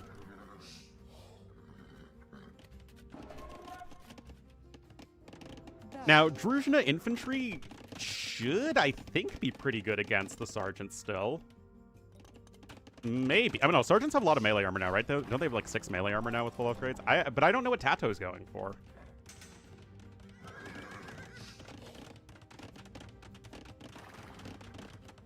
Browsing Twitch front page? Yeah, they really are. I'm sure T-West is going to get a bunch of followers from that.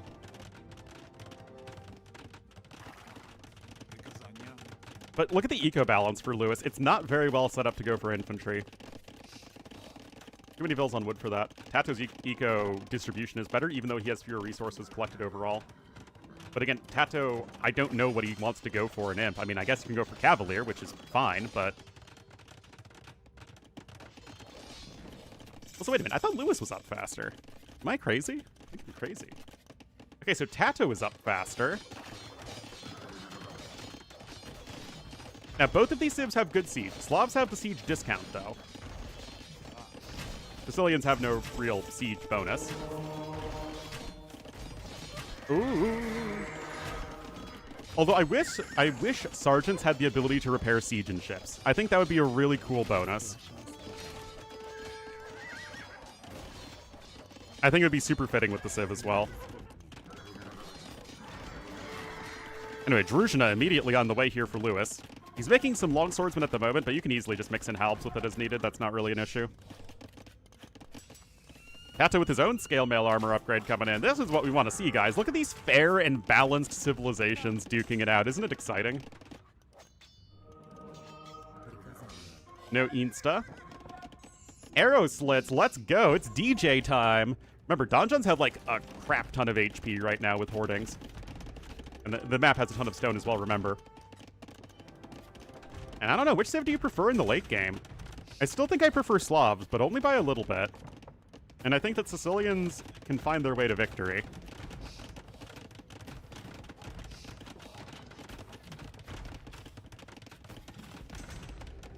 But yeah, more attack upgrades coming in here on the DJ arrows.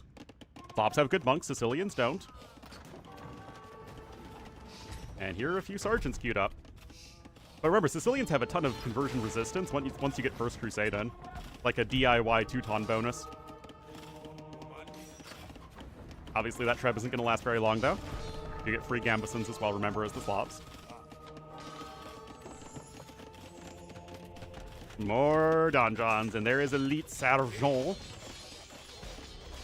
But obviously, these infantry units can just knock down the donjons if, you know, they surround them. And Tato's still missing plenty of upgrades. Lewis kind of cut his Vil production, though, which is not as ideal. I mean, yeah, again, he's still ahead in resources thanks to being Slavs here, but a little concerning that he's going to be falling very far behind in villager numbers. That said, though, I mean, just immediately going after the donjons, making sure they're not stuck up all over the place. Remember, donjons and imp have as much HP as a keep before hoardings. So it's not like donjons are especially tanky. You know, until hoardings comes in, it's less HP per stone spent, if that makes sense. Affects one unit. I don't think you can have it affect other units and have it be interesting or balanced. Anyway, double blacksmith now here for Tato. He's got cavaliers, but champions with Druzhna are in, and there are simply way too many infantry units here for Lewis, and Tato gonna be struggling here. Lewis simply has more upgrades, and all the donjons keep on getting knocked down. Tato lost a castle somewhere along the way. And right now, he's just getting out-muscled by Slavs. First Crusade is coming in. He's going to have the 5th TC, I think. Unless this TC goes down, I guess, which it very well could.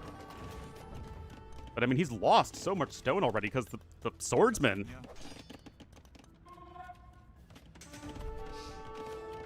Potato needs those units like yesterday because he is really struggling for population. Slav Eco is really just better.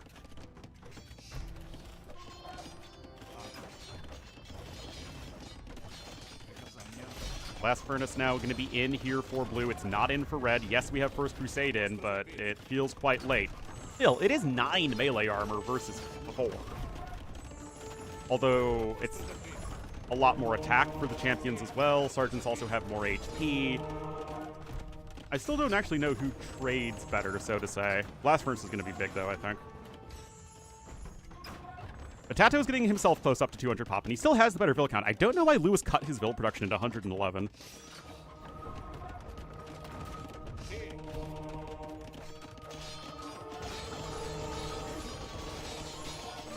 Oh, geez, the stand ground patrol. Still, you have the castle here.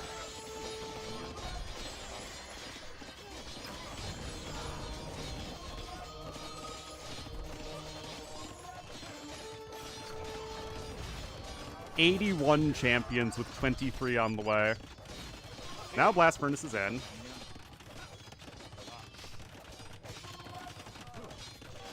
But, I mean, right now it's 84 to 24.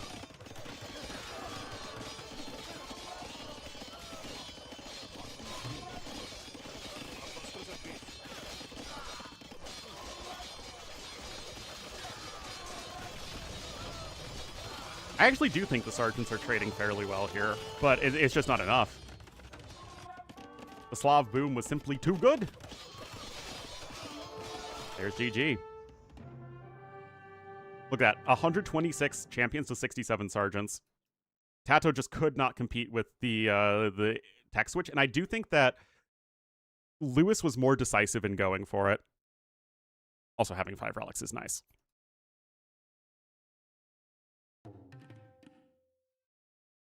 Lewis is the new Hera? I mean, he exists in a very similar space to Hera. Every single time I go to the wrong scene. Although, actually, let's test this in the editor.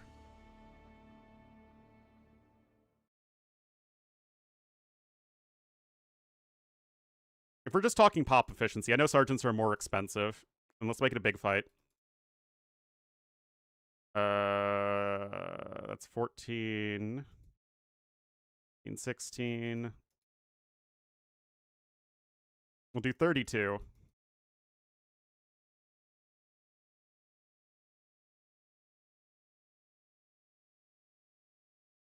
You're popping efficient? You're mean.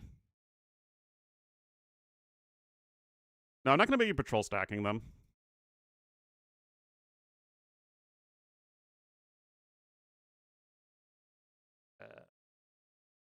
Imperial Age, Slav, none.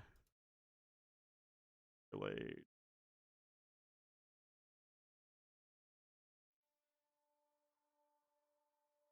All right, let's see.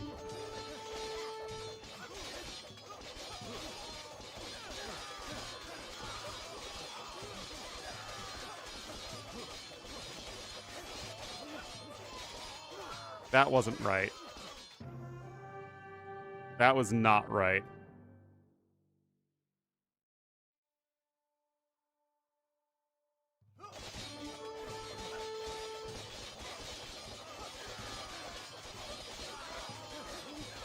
Oh, it doesn't work with the AI. It just doesn't work with the AI, man. Oh, look how much closer. That's literally with it bugged out. Wow. I don't think you can just easily do that, though. Like, if I do that and that, I don't think it works. Yeah, see, it just doesn't work. Alright, I need to make myself the Slav player, then.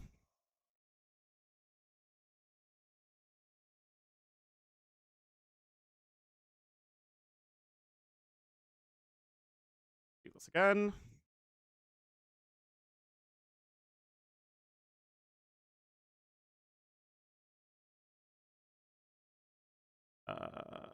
Keep things consistent. 32. This is why we like learning, guys.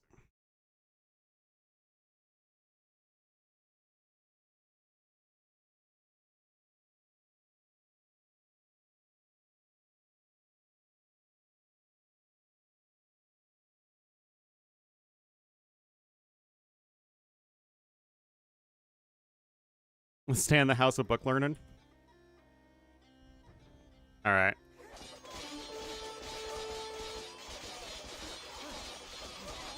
Oh, wait. Sorry. Forgot to, some of the sergeants just walked away. Yeah. There we go.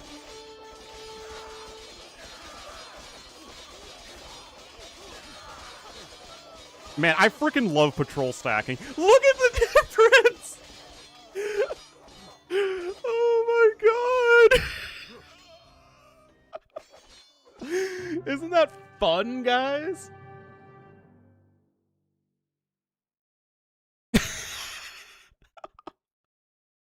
That is just ridiculously stupid.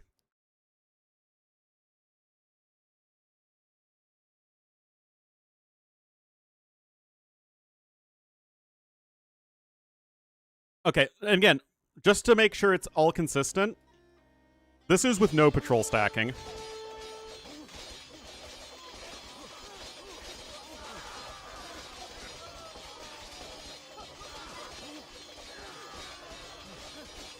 Vipers? I don't think I did. Okay, so the Druzhna champions are still efficient. Still, I don't think they ever beat Jags. I doubt they beat Jags.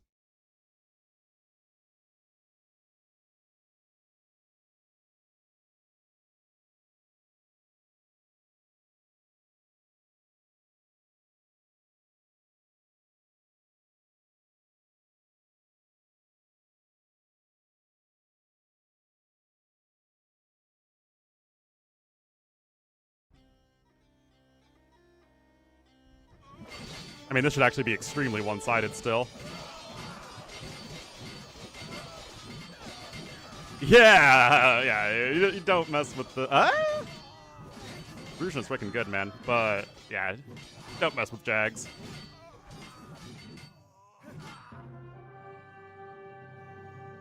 Moral of the story.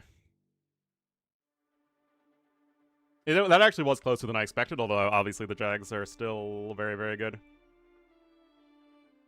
Do we have to... Does it have to be a freaking Korean mirror on Volpine? 2VV versus Lewis. Yep, yeah, I mean, obviously they're good.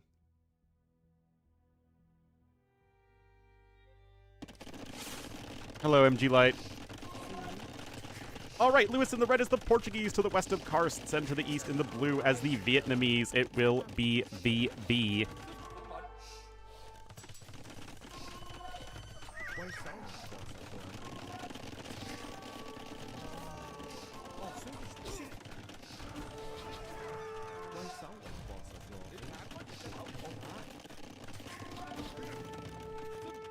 Some fun. El Renato? Yeah, I mean, it's just because the maps were bugged. They were bugged. Anyway, second range coming in here from Lewis. He is on his way up to Castle Age faster than is VV without any stone being sold for either player. Both of these civs are obviously very, very strong. Nice to see VV get his eco upgrades, though, with Vietnamese. That is certainly where Vietnamese, I think, are going to be wanting to get an advantage is in the resources collected, because obviously the Portuguese unit discount is very powerful. And you can still take advantage of the forager bonus.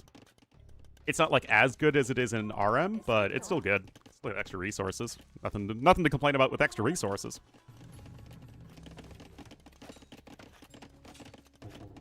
Looks like going for the triple house wall.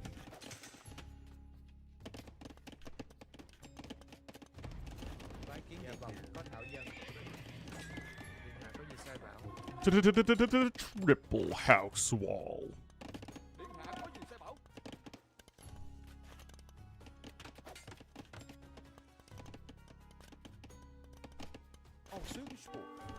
Yeah, maybe just trying to be a little bit annoying there with his archers. Lewis looking to maybe strike out onto the map.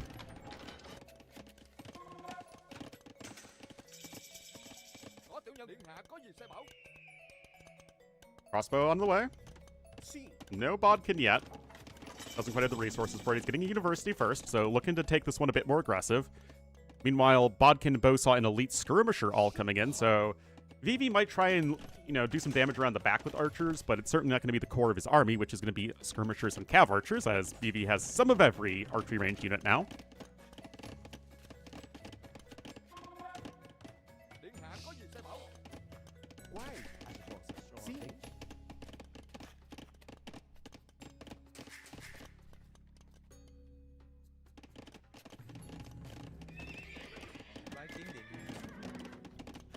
University Dodd coming in. But Ballistics is already almost here, and those archers are just going to get popped down immediately. So they, at last, for VV, did not do quite what he wanted. That said, he's going to have +2 defense here in just a moment. And he will be taking some likely quite efficient trades. There's the second TC now from each player. Neither really doing anything terribly fancy. Looks like VV has a couple villager kills in total.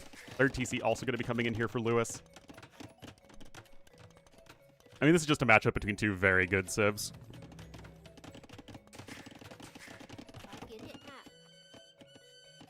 In a more passive game, do I favor Portuguese or Vietnamese? I don't know.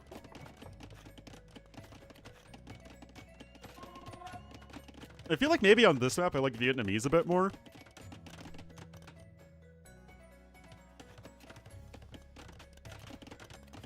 Because you have lots of gold and stone.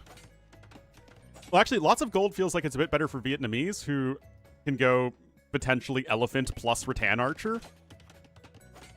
Although Portuguese with lots of stone can just drop all the bombard towers. I mean, Vietnamese also get bombard towers, but Portuguese are, known for spamming them, and they do benefit from arquebus. Anyway, that villager is in not the right place at the right time. He was trying to go for a forward, but that was caught by VV.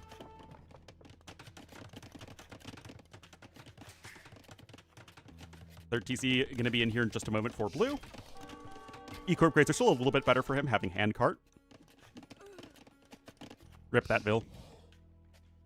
You can see res collected still going to be just a bit in favor of our blue player.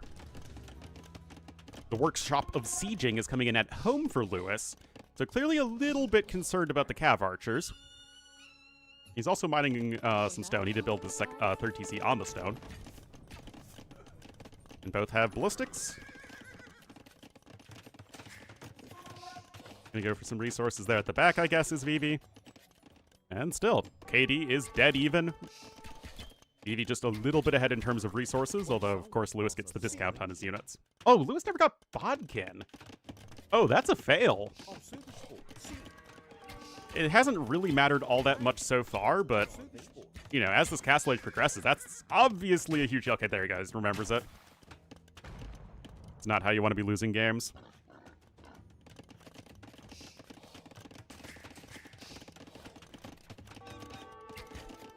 So, Bloodline's coming in now. Cav Archer numbers are starting to climb here for Mr. Vivi. That deer apparently did great emotional damage to Vivi personally. Feels bad, man. Another bill gonna go down. I mean, it's just like a villager pick here and there. Lewis, though, a little bit better macro in terms of keeping the TC idle time lower. But like I said, having handcart is a very nice advantage. Another, like what, 11, 12% efficiency? Something like that. I think wheelbarrow and handcart together are like 25%. And wheelbarrow is like 13-ish percent. 13, 14, and handcart's like 11, 12. Something like that.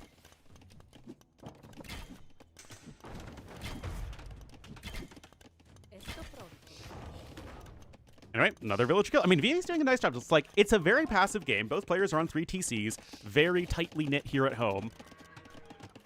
But Vivi's just finding a way to get a little bit of a villager kill here and there, cause a little bit of economic inefficiency, and again, just be able to stretch that eco lead a bit more.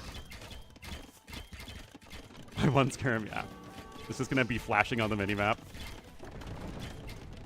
Obviously trying to come in with a contingency gate, but again, it's just like another villager kill here and there. Vivi is dealing the damage that Lewis allows him, so to say. It's like what we say in American football, you know, taking what the defense gives you. If the defense is like, no, mostly hold up here against any big plays, any big counterattacks or raids, just try and get a villager kill here and there. Do what is possible to do, and it'll add up over time. Both players are closing in on him for resources, though. A little bit of a pause to Reno. Remember that Vivi is spending a fair bit more on his units than his counterpart.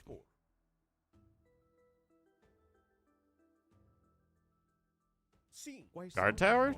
I don't think so. I think he would want a castle, no?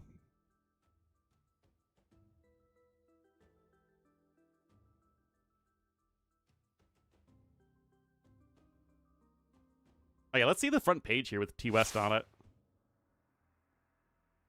There he is! Oh wait, no, this is...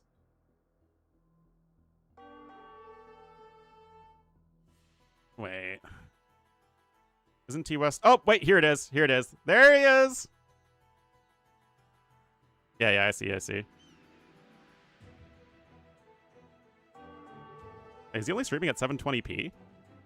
Oh, no, okay, it was just auto or whatever. Also, look what he did. He added this to his overlay, he was telling me. Oh, wait, he mixed it up a little bit as well. He did something. Because now he's got the lettering is all different. He added the RedBull logo there as well. I think. Unless, is there a custom capture age version for RedBull? I could be there too. I didn't know you could apply. Anyway, it's not like we've missed much in this particular game.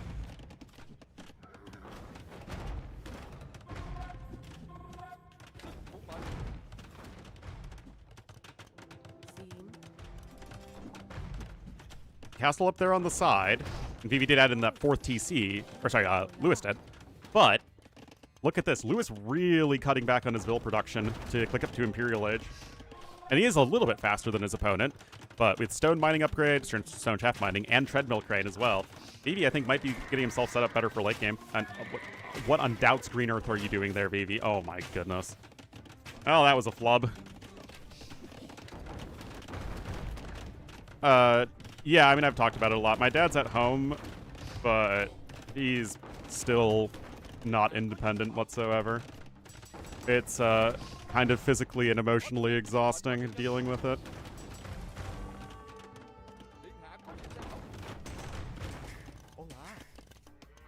What's that burned for? I can't tell because the frickin' thing doesn't show up unless I do this. What if I do this? RedBull, ladder.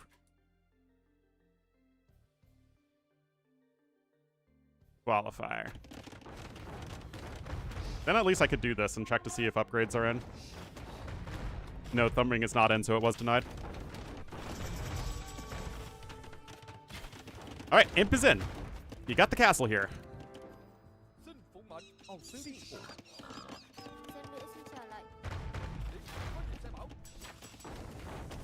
And Bracer is also going to be denied, actually. Nicely done.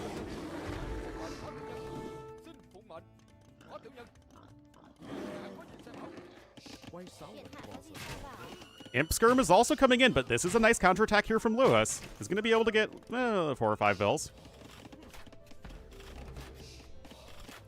But how are you going to deal with Imp Skirms? Also, Lewis is going to need to remember to go ahead and get Bracer. Gives you wings.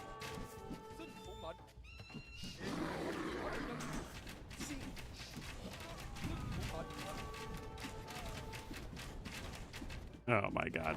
Frickin' micro nerding. But yeah, I mean, you're gonna need something here to deal with Imp Skirms. Bombard cannons are gonna be a big way, especially if you can go ahead and get Arquebus.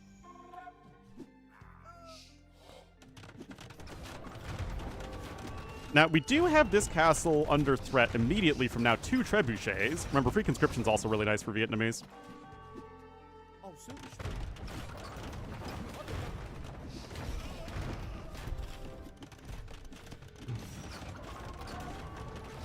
I'm wondering if, can the Mangonels range that without getting attacked by the castle? Yes, they can. Ooh, that's not what you want there, Vivi.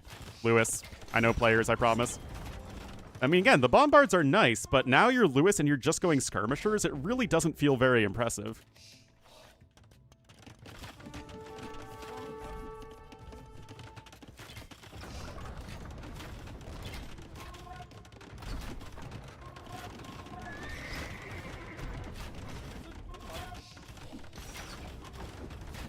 Get more organs. That's, I think, where you want to go in this matchup. But really, it feels like Lewis did did not quite prepare well for the Imp Skirm play. Not that I'm know why. Maybe he was thinking that he would just go for archers against HCA, but Vivi made the very determined switch over into the Imp Skirm.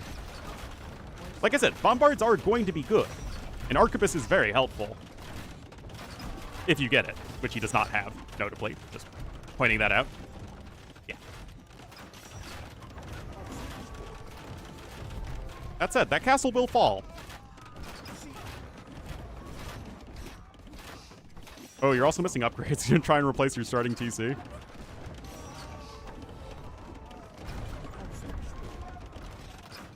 But yeah, Lewis is really just struggling for population right now. He's actually, I think that was must be a misclick.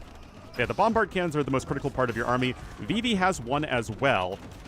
And of course, part of the issue right now for Lewis is that because he's behind by now 5,000 resources, he just can't afford the important upgrades that make his units better. Also, it looks like Vivi's going to switch into some Fire Lancers, which is fine, I guess. You can just switch into Hand Cannoneers to help deal with those.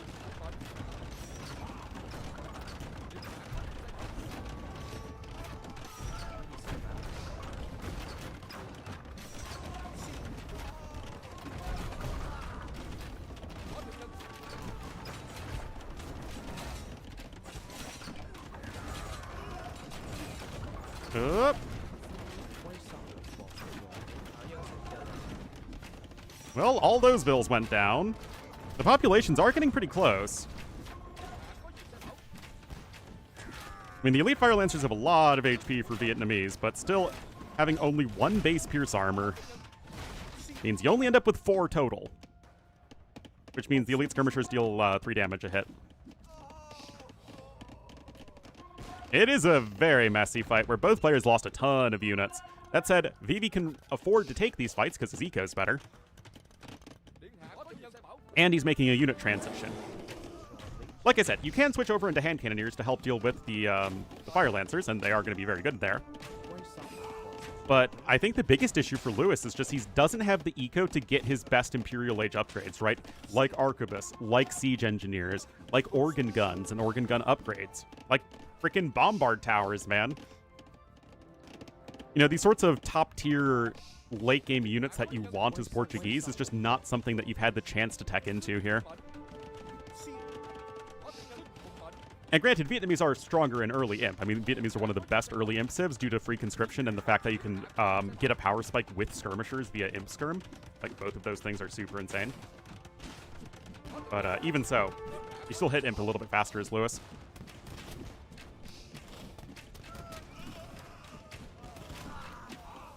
Oh. You're still hanging in there, though. It does feel like Vivi's just kind of throwing units into the freaking meat grinder, man.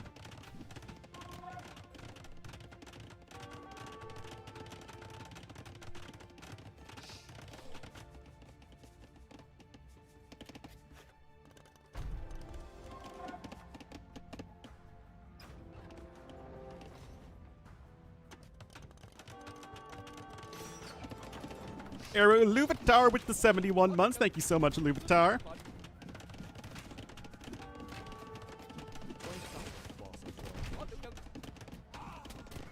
Meat wolf, oh boy.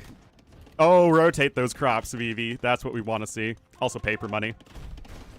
Nice kill there, though, from Lewis. I mean, he's not giving up.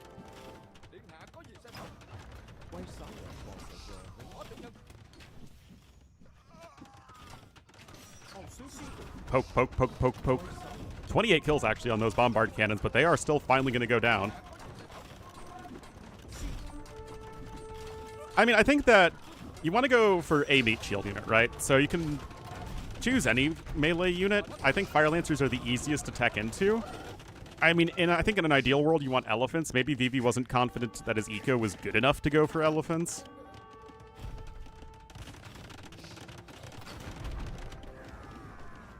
I mean, this map has like a gajillion gold on it, so you can still make an elephant switch if you want. Organ gun production has started.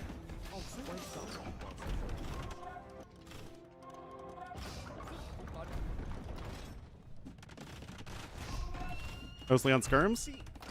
Light cav I don't love as much because it requires like the food eco of elephants, but you also still have tons of gold income, so why not just go elephants? Both units require a ton of food. Yes, I know light cav costs less food than an elephant, but elephants, you don't need as many of them, right?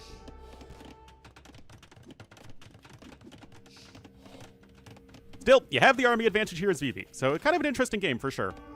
I mean, this does look like two evenly matched players playing two top-tier civilizations for sure. Guard tower. Guard tower. Gourd tower. The Tower of Squash. Gourd tower.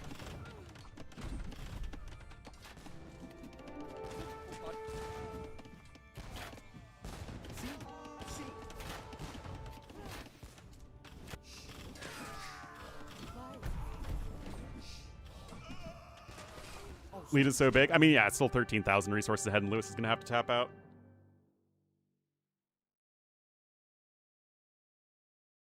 I mean, it would be interesting to see if Vivi had gone for the elephants there.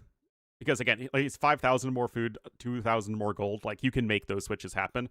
Like, Vivi wins the game anyway, but maybe he would be winning a bit more decisively. I mean, regardless of that, 41 techs research to 20. Like I said, Lewis was never really able to get to his ideal Imperial Age army, despite being faster up to the Imperial Age, you can see here. Although, not by much.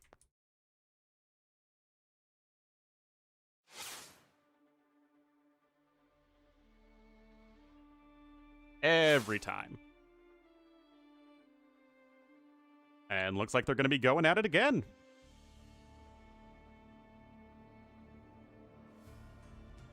Stout and Viper are still playing a Korean mirror, which... boring.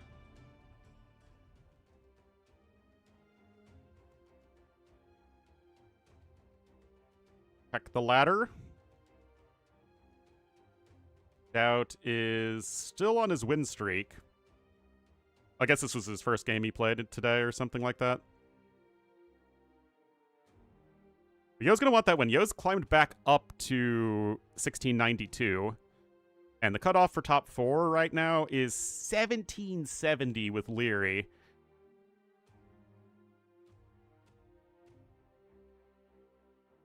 Vinch also actually has a really freaking high win rate, but I don't know if he's also playing at off hours. Maybe a slightly less extreme version of what ACCM's doing with his freaking 27-game win streak. Which ACCM won his game earlier against Classic Pro, by the way, so he gets to extend his win streak one more. But he only got 4 points from it. But yeah, Classic Pro, Vivi, Gali. Okay, the win versus Hart is definitely a good one. Kasva, good win against MBL. Vivi, Kasva, Vivi, Jordan.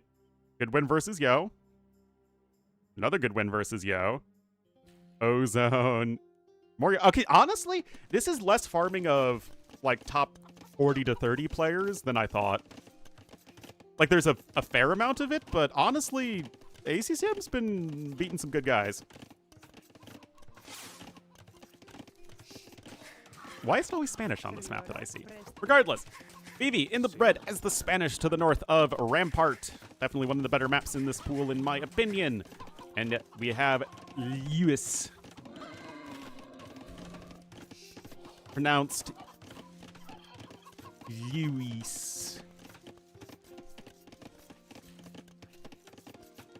That's the correct pronunciation.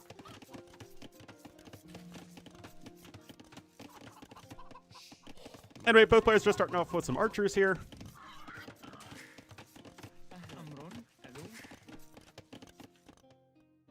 Oh yeah, you start with that boar on this map, I forget. Most Empire Wars maps, you don't start with boar on them.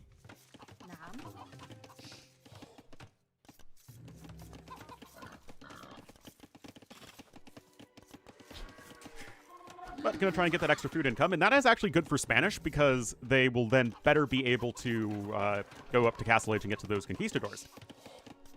That said, Saracens are still a very good civ, and certainly have all the tools they need to stop Spanish and the conquistadors. But you're certainly going to want to get a very good Castle Age time.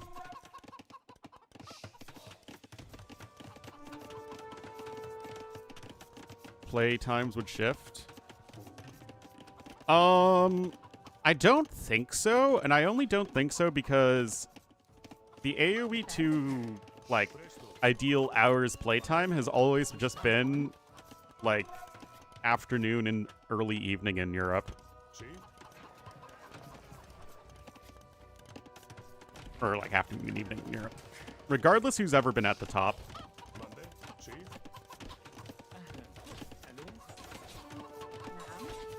And it's not like Hera plays at NA times either.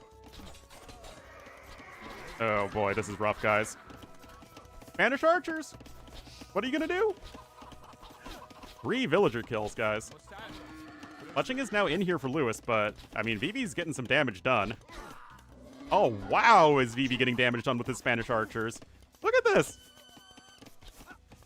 This fathermucker doesn't care! He doesn't give a flu. Look at this, 7 kills, 2 deaths.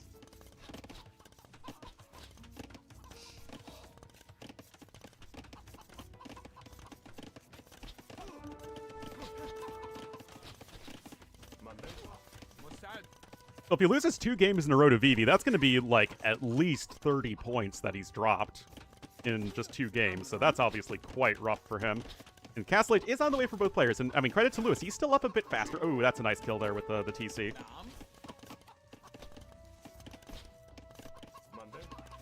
Oh, there you go. I mean, Vivi's micro has been very good, and Vivi is not somebody I expect to keep up in micro with Lewis. Obviously, he's mining stone for a castle, and we've seen Vivi on this map with Spanish just play that more aggressive Castle Age style. You know, go for the conquistadors, but don't follow it up with TCs. We've seen some players follow it up with the TCs. Vivi wants to hit you in the face.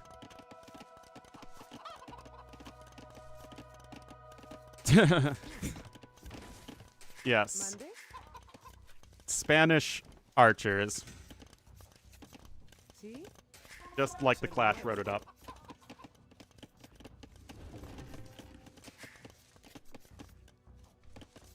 Naam?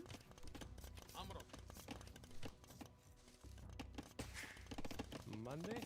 Getting those gobblers. Servidor. I mean, balkers. Gobblers are turkeys. Servidora? I know my birds. I promise. Presta. See?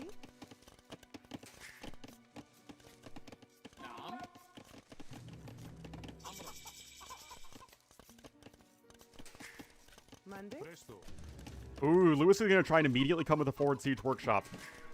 Now, he does have 10 archers. He's going to get crossbow and bodkin. I think at the very least, we could see here, Monday? See? the castle has to be placed defensively, so that is already a win for Lewis. Although these skirmishers are honestly probably getting a bit more value than they should. Yeah, nice micro there for Lewis at the moment. Oh, jeez, what? Oh, God. It's horrifying.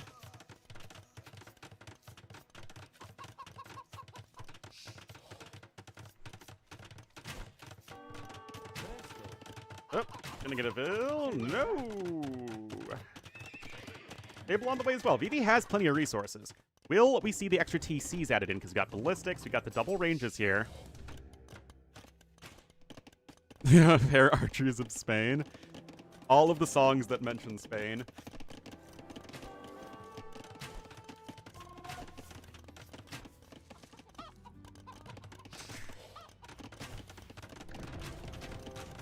See? Yep.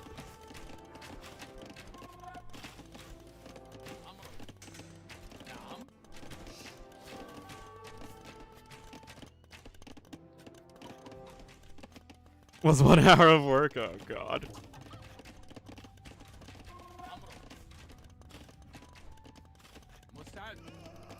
Well, okay, we have a few conquistadors out. The Mangonel is starting to eat the CC, but the Conks with the high ground, they're not going to miss a Mangonel. So good maneuvering there, not just trying to shoot the Conk, you know, right next to the TC, but taking the extra time to go all the way around town. And that's just going to buy you more time. It's, you know, obviously totally fine to lose one conquistador to snipe a Mangonel. Soldiers of Times. Yeah. Again, resources are a little bit better right now for Lewis, thanks to all of his aggression, but not by much. Does finally get his first villager kill. We got Wheelbarrow on the way. Still very poor eco upgrades for Lewis. Oh, but the Conks are taking a lot of archer damage. That was a little bit indecisive, although that Conk is going to be able to get both archers, or should be able to. Oh, fadeaway shot. 13 archers to 4 Conks. Like, still good numbers of archers relative to the numbers of conquistadors. Monday? Gonna start picking up relics as well. Most of the relics are kind of like right here. I think it's actually 3 relics on the high ground. Because, again, we love even numbers of relics for some reason. Presto. Yeah, the Conks are fully upgraded already. Now, Lewis is going to now add that second TC. A little bit of uphill fighting, but... well, this is what Vivi's looking for. It doesn't take much with Conks. Oh, thank you so much for the 50-month smell betrays. Who's winning? I mean, at the moment, Vivi's winning. We are both those. Oh, this is a really nifty angle here, though, for Lewis. That is really nice. Gets quite a few villager kills and evens up that discrepancy right away.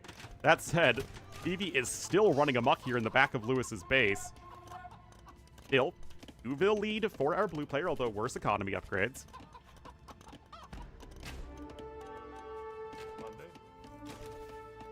Monday? Kong's having treated again. Another conquistador. Oh, it misses that shot. Misses the opportunity to get another villager. Still, it's only 6 Kongs. The Kong numbers have never been especially impressive, and the archer numbers are only climbing, right? You got 2 ranges here. They're working pretty much constantly. The 3rd range was denied for now, but that will get down eventually. We have another relic coming in now for red, which is always nice, but this Mangonel feels like it kind of needs to make something happen, but of course, good unit movement from Lewis. And there's the second TC here for Vivi. No, like I said, this is one of my favorite maps in this particular map pool. This and Crownwood are my favorite maps. Herbal medicine, dude. And heal up those injured conquistadors. Obviously, preserving those numbers is of the utmost importance. Yeah, again, like, this is how you more organically make an aggressive map as opposed to Vulpine, which just slaps down rocky terrain on a normal map. TC there at the back as well. Am I going to play in the ladder? I don't really like playing Empire Wars. Also, I'm not going to be in... It's not like I'm in the qualifier. I mean, like, I guess I technically could, but no real point. Any of the removed ones? I haven't even seen all the maps. I mean, I mostly just see Vulpine, Karsts, and Crownwood, and this one. I don't really ever see any of the other maps. Which save do I prefer here? I think they're both very good.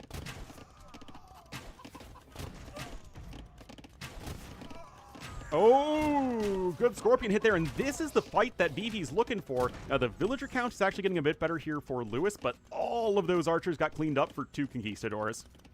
Scorpion shots helped a fair bit there. Yeah, Vivi needed to force that engagement.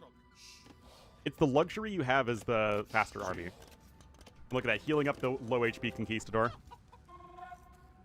But which one do I prefer? I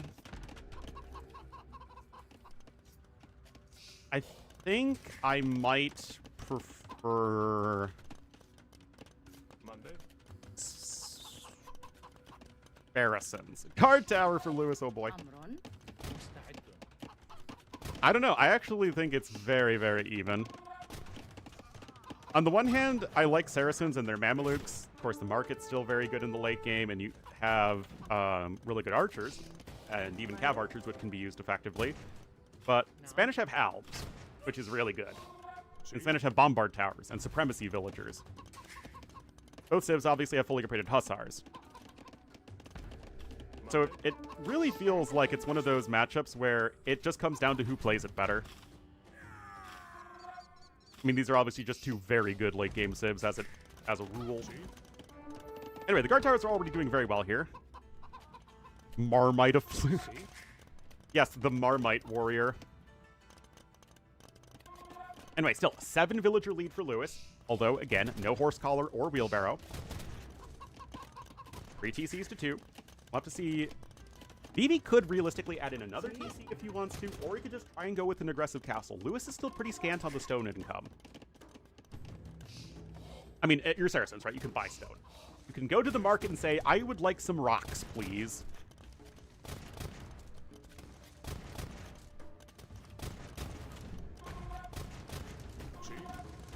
Oh, Sengo AoE, thanks for the raid. Thank you.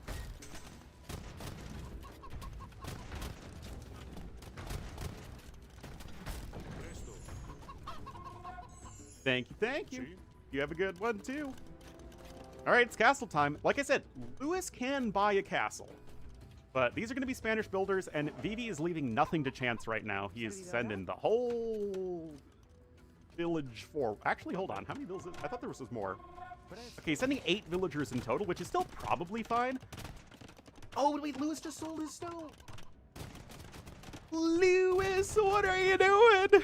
Oh, he wants Imperial Age. And to be fair, this is like the hamster mentality versus the older player mentalities. I think the valuation of stone and just buildings is a little bit different. I do think the newer school players are much more happy to sell stone to get a timing advantage. Oh, Mango survives. Oh, I mean, you are going to get some bills. That's very nicely done there from Lewis. The new DLC is, I think, February 17th. Something in that ballpark. Anyway, Imp is on the way for Lewis. I mean, he is getting that faster uptime, but he sold all his stone to do so into Castle Drop. I do think that it is in part a Chinese player thing, but I also, like I said, I think it's just an older school player thing.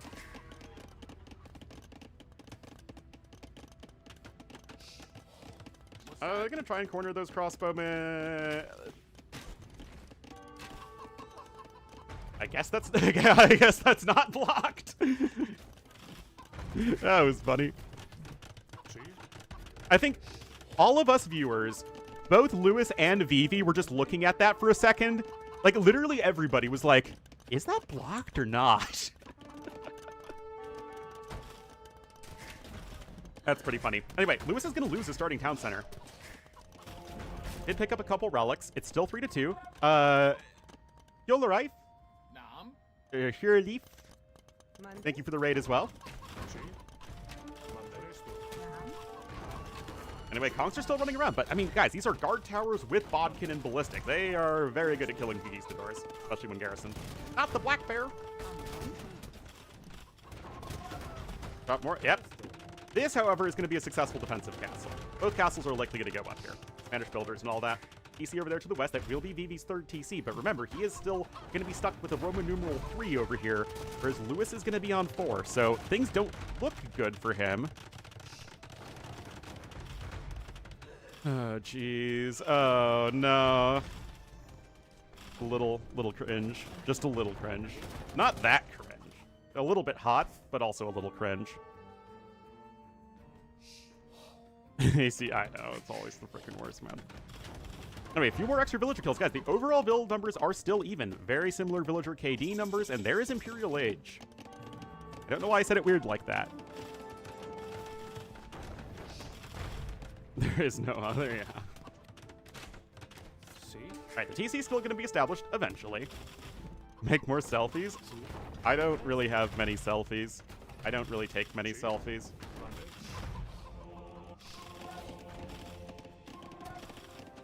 Still, I feel like it's an awkward situation for both players. Because on the one hand, the archer numbers are still pretty low. But on the other hand, I mean, you're going to try and break an imp player in Castle Age. I mean, it is possible. You have Petard's on the way for both. I mean, Vivi is not messing around here whatsoever. And look at this. Actually, the Kongs garrisoning inside the castle to provide extra arrows. Look at this. And if the villagers pop out, then the Kongs go for this. The Petard can't even reach the castle. This is honestly really brilliant. This is super brilliant. Because even if the villagers didn't rush forward, the Kongs would add like a gajillion extra arrows, which does add a fair amount of damage over time. But also like shielding against the Petards, like that was straight up brilliant, guys. Not many players just garrison the castle full of conquistadors there. That is awesome. Random Scorpion on my gun as well, why not? Now, there are these archers here at the back, and they have killed 16 villagers, but so many vills on the other side are dying, and that was the only castle, remember, here for Lewis, and I think we could indeed be working towards that GG territory with Vivi saying, I don't care about no Imperial Age. See? Monday? Up. See?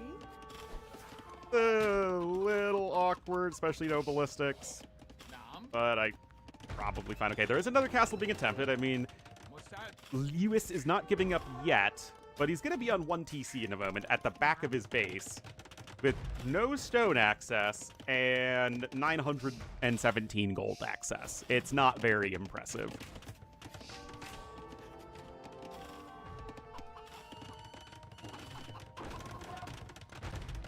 Mangonel range? Yeah, I don't think you can make it so that the trebuchets can attack this castle without being in range of the mangonels. The mangonels are already fairly well positioned as far as that goes. Yeah, Vivi doesn't know about the castle yet, though. Another TC there to the east with 1 villager. I guess it'll get there eventually. Heck, even these houses and all this infrastructure is going to get demolished for Lewis, but I mean, Lewis ain't giving up, man.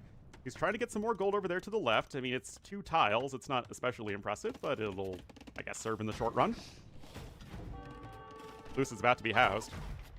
These rams have done so much work. It's like they're against the Panthers, man. Oh no, the Scorpion got the kill. For a second I thought he deleted 3 archers because 1 monk was trying to convert them, which would be objectively funny. But yeah, this is what I was saying, guys. Now, Lewis is playing this smart. He's trying to repair the guard tower here. Oh, and the crossbow coming over here. Is this having a little bit indecisive? Uh-oh. Both the mangonels are going to go down. Oh, repairs are not quite what we need. But honestly, the Kong garrison, again, did add those extra arrows to get at least some archer kills. Chemistry on the way, too. It's not like you have a ton of stone right now as Vivi, but it's going to be enough to keep the castle alive against 1 Treb for a little while. I'm not too sure about the crossbowmen going across the map. I mean, just because they're crossbowmen doesn't mean you need to cross the map with them. Although I do kind of wish that Vivi would have had at least ballistics a while ago. Oh. Monday. Okay, there's ballistics. Anyway, it's just not enough archers here. You know your opponent has so many key stores, but I get Lewis feeling like he needs to do something very decisive. That patrol... I think that's patrol stacking. I didn't even know you could do that with cogs and it would do anything, but that was like... Hold on.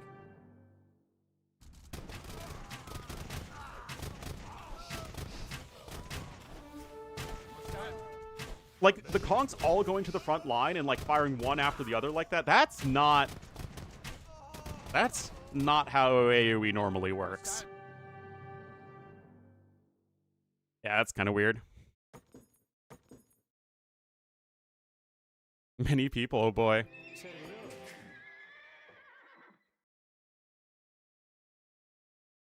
I mean, still a very good game, honestly. Great castle edge pressure. Not poorly played from Lewis, just better played by BV. And that it was all came down to the archer opening, right? The archer opening was so huge.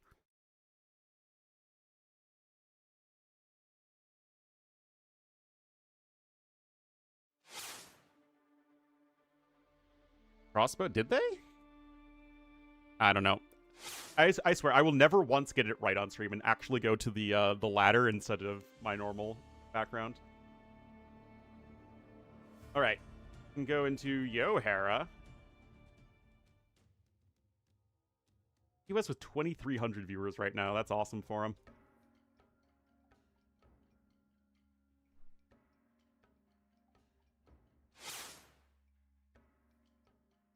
Speaking. How did Hera get a 0-second pause? Like, that's some fast reaction times. Yeah, I mean, it was a big blunder from Lewis. Hera, Lewis, what's the difference?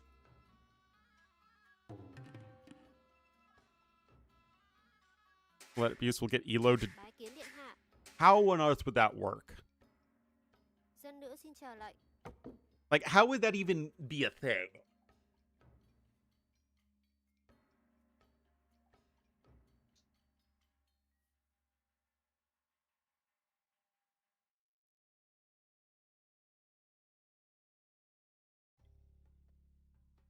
Couldn't they just change the map scripts to disable siege towers? Can't you do that with map scripting? I mean, I know T-West is the guy to ask with that.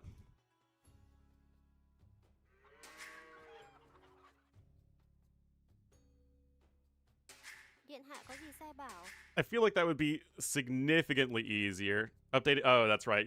We can't do that. That would be silly.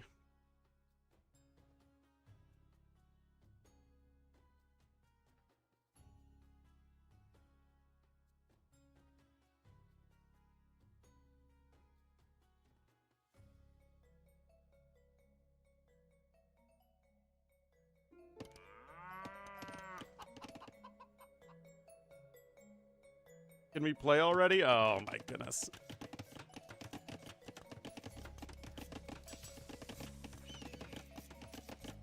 No updates? I mean, it's so weird.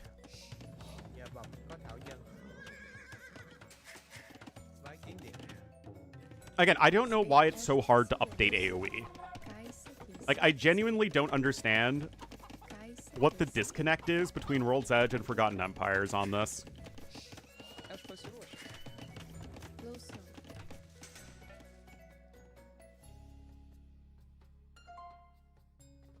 like, in my understanding of how it works between the two studios is that they are, like, in a constant state of talking past each other.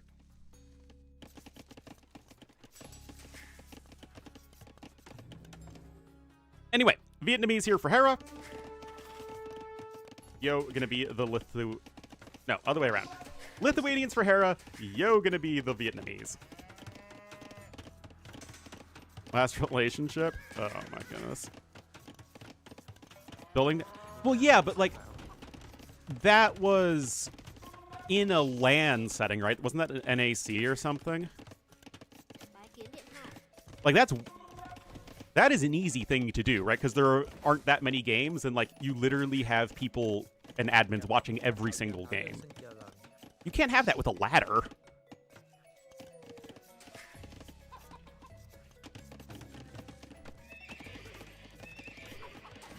Anyway, Hera going for both an archery range and a stable. Go, for his part, is just working with the archery range for now. Hera is crossing the map, though. Inbounds. Yeah, that is also true. Like, the Monospo were literally not working as intended. It was the same with Custelier at launch. And downloadable? Yeah, but, like, the volume of games, right, is so freaking high. The Fox sounds? The Fox map, or the Fox sounds in general are very odd. I wish I understood them.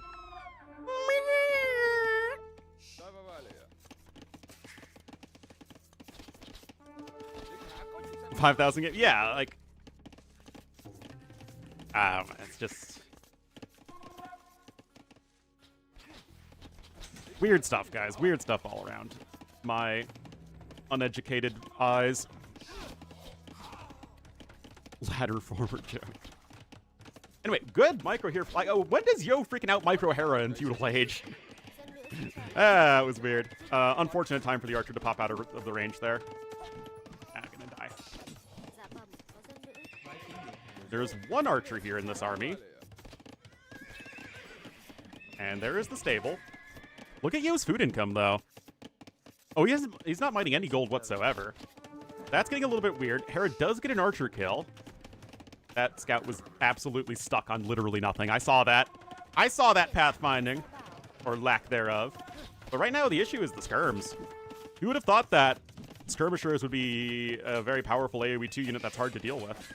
All right, here we go. Hera is committing to this. Remember, this is a lot of investment in food units. Skirmishers and scouts, forging, and both archer upgrades. Yo, trying to go with some crazy quick walls right there. But now the skirmishers are just going to try and dive bomb the archers. And remember, those Lithuanian skirms have that faster movement speed, which is super helpful. And the forging scouts are going to make fighting with villagers a lot more icky. Oh, that lady is going to try and make a run for it. Oh, the villager, well, the scouts are even getting downhill hits with forging. What? Okay, yeah, one Vill's going to die. You'd think that more would be dying. It's still probably bad for you. Remember, Hera is actually just one range and one stable. It's just, you know, sending all the units across the map. It's still bizarre that Yo is only going to lose soon to be 2 villagers. But he's running out of units. Even with the positive KD. Yo simply not using his archery range, he loses another villager. Hera now up by 3, although Hera's going to lose those skirmishers at this rate. Yo also has forging, by the way.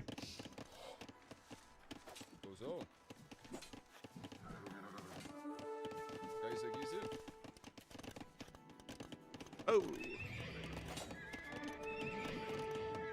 All right, so behind this, though, Hera, look at this, cut all production. Hera's been the one who's been dictating the pace of this game. He's way ahead in resources for this stage in the game. Less idle TC time. Market is going to be on the way. He can sell his stone. Yo is going to be up to Castle Age first, but with the power of the market, Hera is going to be basically hot on his heels with a, again, a fair bit stronger economy. And with a 5 villager advantage at the moment. Although Yo did pick up Horse Scholar, which is always nice. Anyway, it looks like all of the units have been removed from the back of Yo's base. Hera still scouts and skirmishers. He's adding in the second stable instead of the second archery range, which is atypical, as usually it's, you know, almost every civ is going to be going for the second archery range, no matter the matchup. And Yo hasn't added another military building whatsoever. That's it. Good play here from Yo. Applying pressure.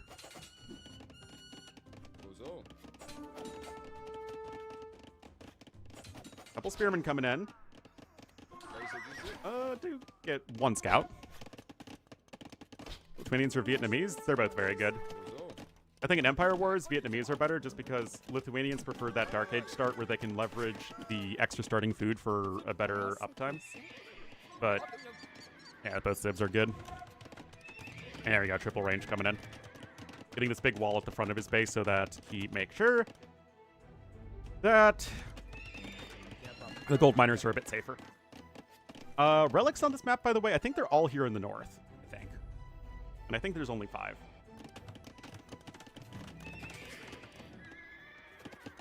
Anyway, more scouts, more skirms on the way. How much more food does Hera have collected this game, man? 400.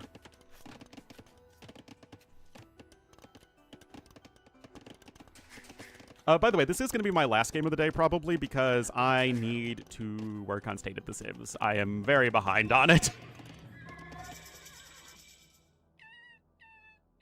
All right. Elite Skirmisher and Leather Archer Armor immediately on the way. Yo, of course, going to be focusing more on the CA. Going to have Wheelbarrow shortly as well, so the eco upgrades are going to be looking good. He's also adding in a second TC, whereas Hera is not doing so. Yo is obviously not prioritizing archers, like the, archer line, as his main unit type, so getting even an extra villager kill there and maybe going to try and get a decent trade against the scouts is going to be quite nice for our red player. There's University coming in for Yo. Not playing too greedy or anything like that. He's got the monument right now, the good old Royal Albert Hall. Royal Albert the Bear. Remember, it is just 25 pop space. Both housing room and maximum population. Into Civ win an imp? I don't think Lithuanians are a Civ win an imp. I mean, with 4 relics, Lithuanians are a Civ win against every Civ in the game, basically. Is there any Civ that I would take in late game over Lithuanians with 4 relics? I don't think so. Speaking.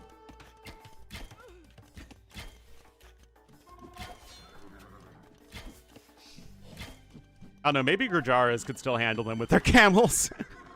Maybe. Although, the Lechai ignore the extra armor.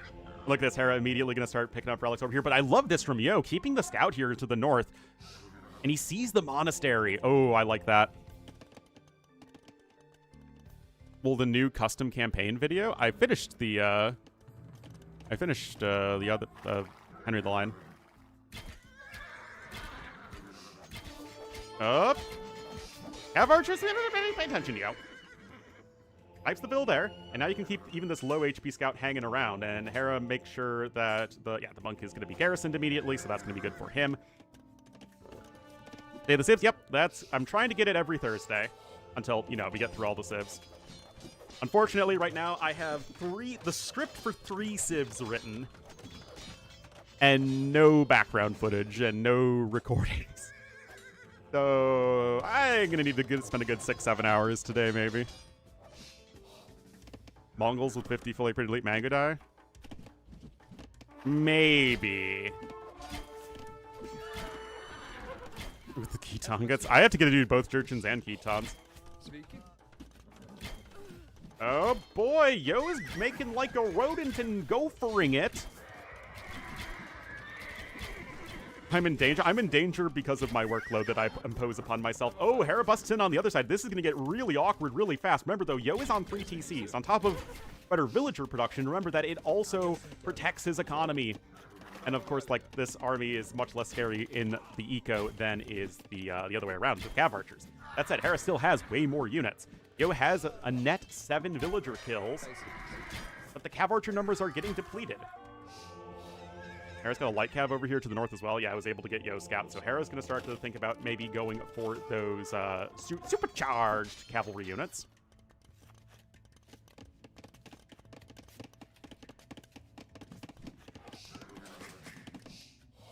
All right.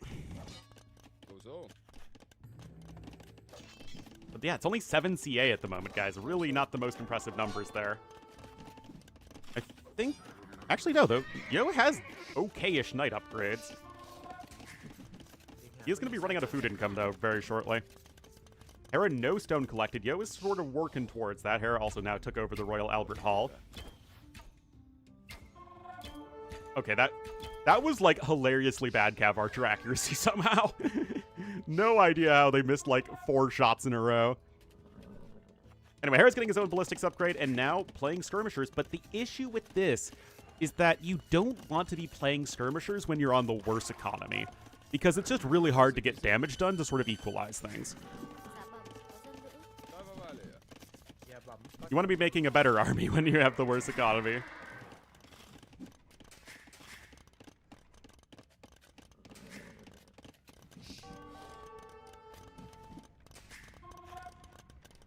Well, the vision is based on movement. Well, there's ballistics in, and again, you're gonna need something to deal with this. Now, Hera doesn't have any relics in just yet, because Yo does a good job of sniping the monks. But he's gonna get there eventually. Hera just keeps on sending units over here to the north. And Yo's scouting should really have tipped him off. I guess it's hard to tell. Like, Hera could easily have 2 TCs in the back. It's tricky for Yo to know that Hera is just going 1 TC at the moment. But Yo is adding in more knights, recognizing that the skirmishers are the scary unit at the moment. Killing those knights as well, obviously just trying to keep any enemy unit number as low as possible is going to be helpful. And those light cav also go down as well. I know Yo is Vietnamese. Meanwhile, look at this! Again, Yo really making sure Hera cannot get those relics easy peasy. But Hera, I mean, he has the better army here, I think. And you can't just sit here against the skirmishers with good upgrades. The Civ bonus of Vietnamese? What do you mean? You can see the starting TC location. You can't see all the TC locations.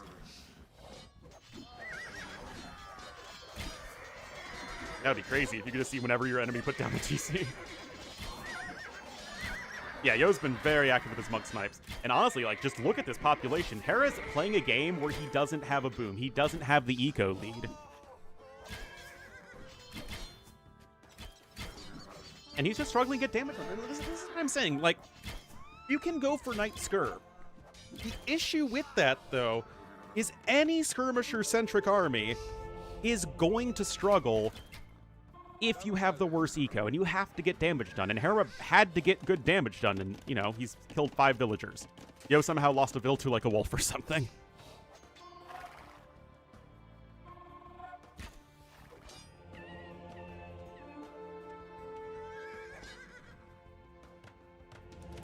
And I love this, guys. Look at this. Gonna download more RAM as Yo. Just take down the monastery. You know Hera's got all of his relics there, and you just do not want to deal with all those supercharged knights. So, yeah, you see them at the start of the game, but yeah, it's not like you get them as TCs are added. Now, Hera has, I think, no idea about those villagers. Yeah, Yo gonna need to come home with his army, but Hera still has that skirmisher blob, and there just isn't a whole lot to deal with that as Hera gets 2 free CA kills. Is Yo gonna drop a castle on his opponent? I thought he was just gonna secure some of these resources to the south. But look at this, guys.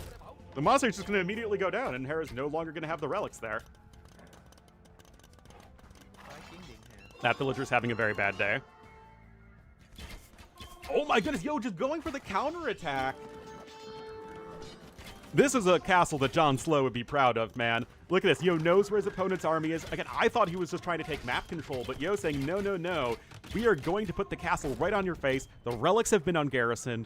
And now Hera doesn't even have very good knights. Just, you know, no Castle Age Blacksmith upgrades.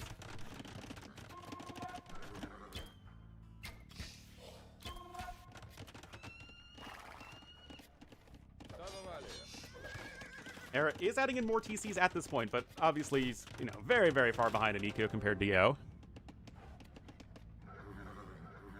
Yeah, Hera doesn't, I think, go for a castle right here. Viper, I don't think, goes for a castle right here. Fury maybe would go for a castle here. I don't think Hart goes for the castle here. ACCM might go for the castle. We no doubt would go for the castle.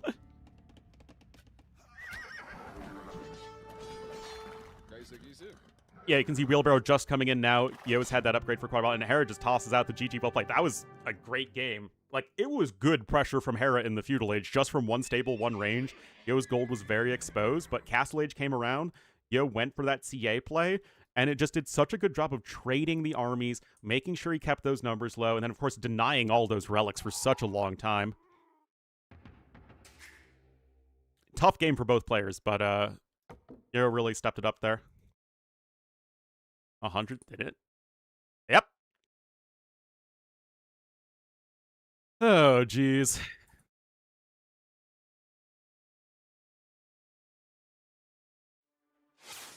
Stone, please? Yeah, seriously.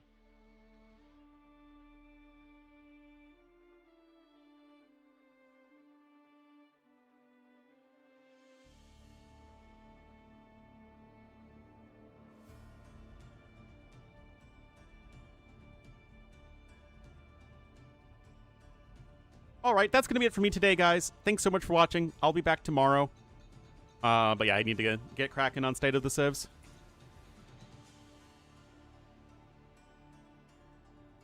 Thanks, guys. Bye-bye. Enjoy watching TUS's 2.5K viewer stream.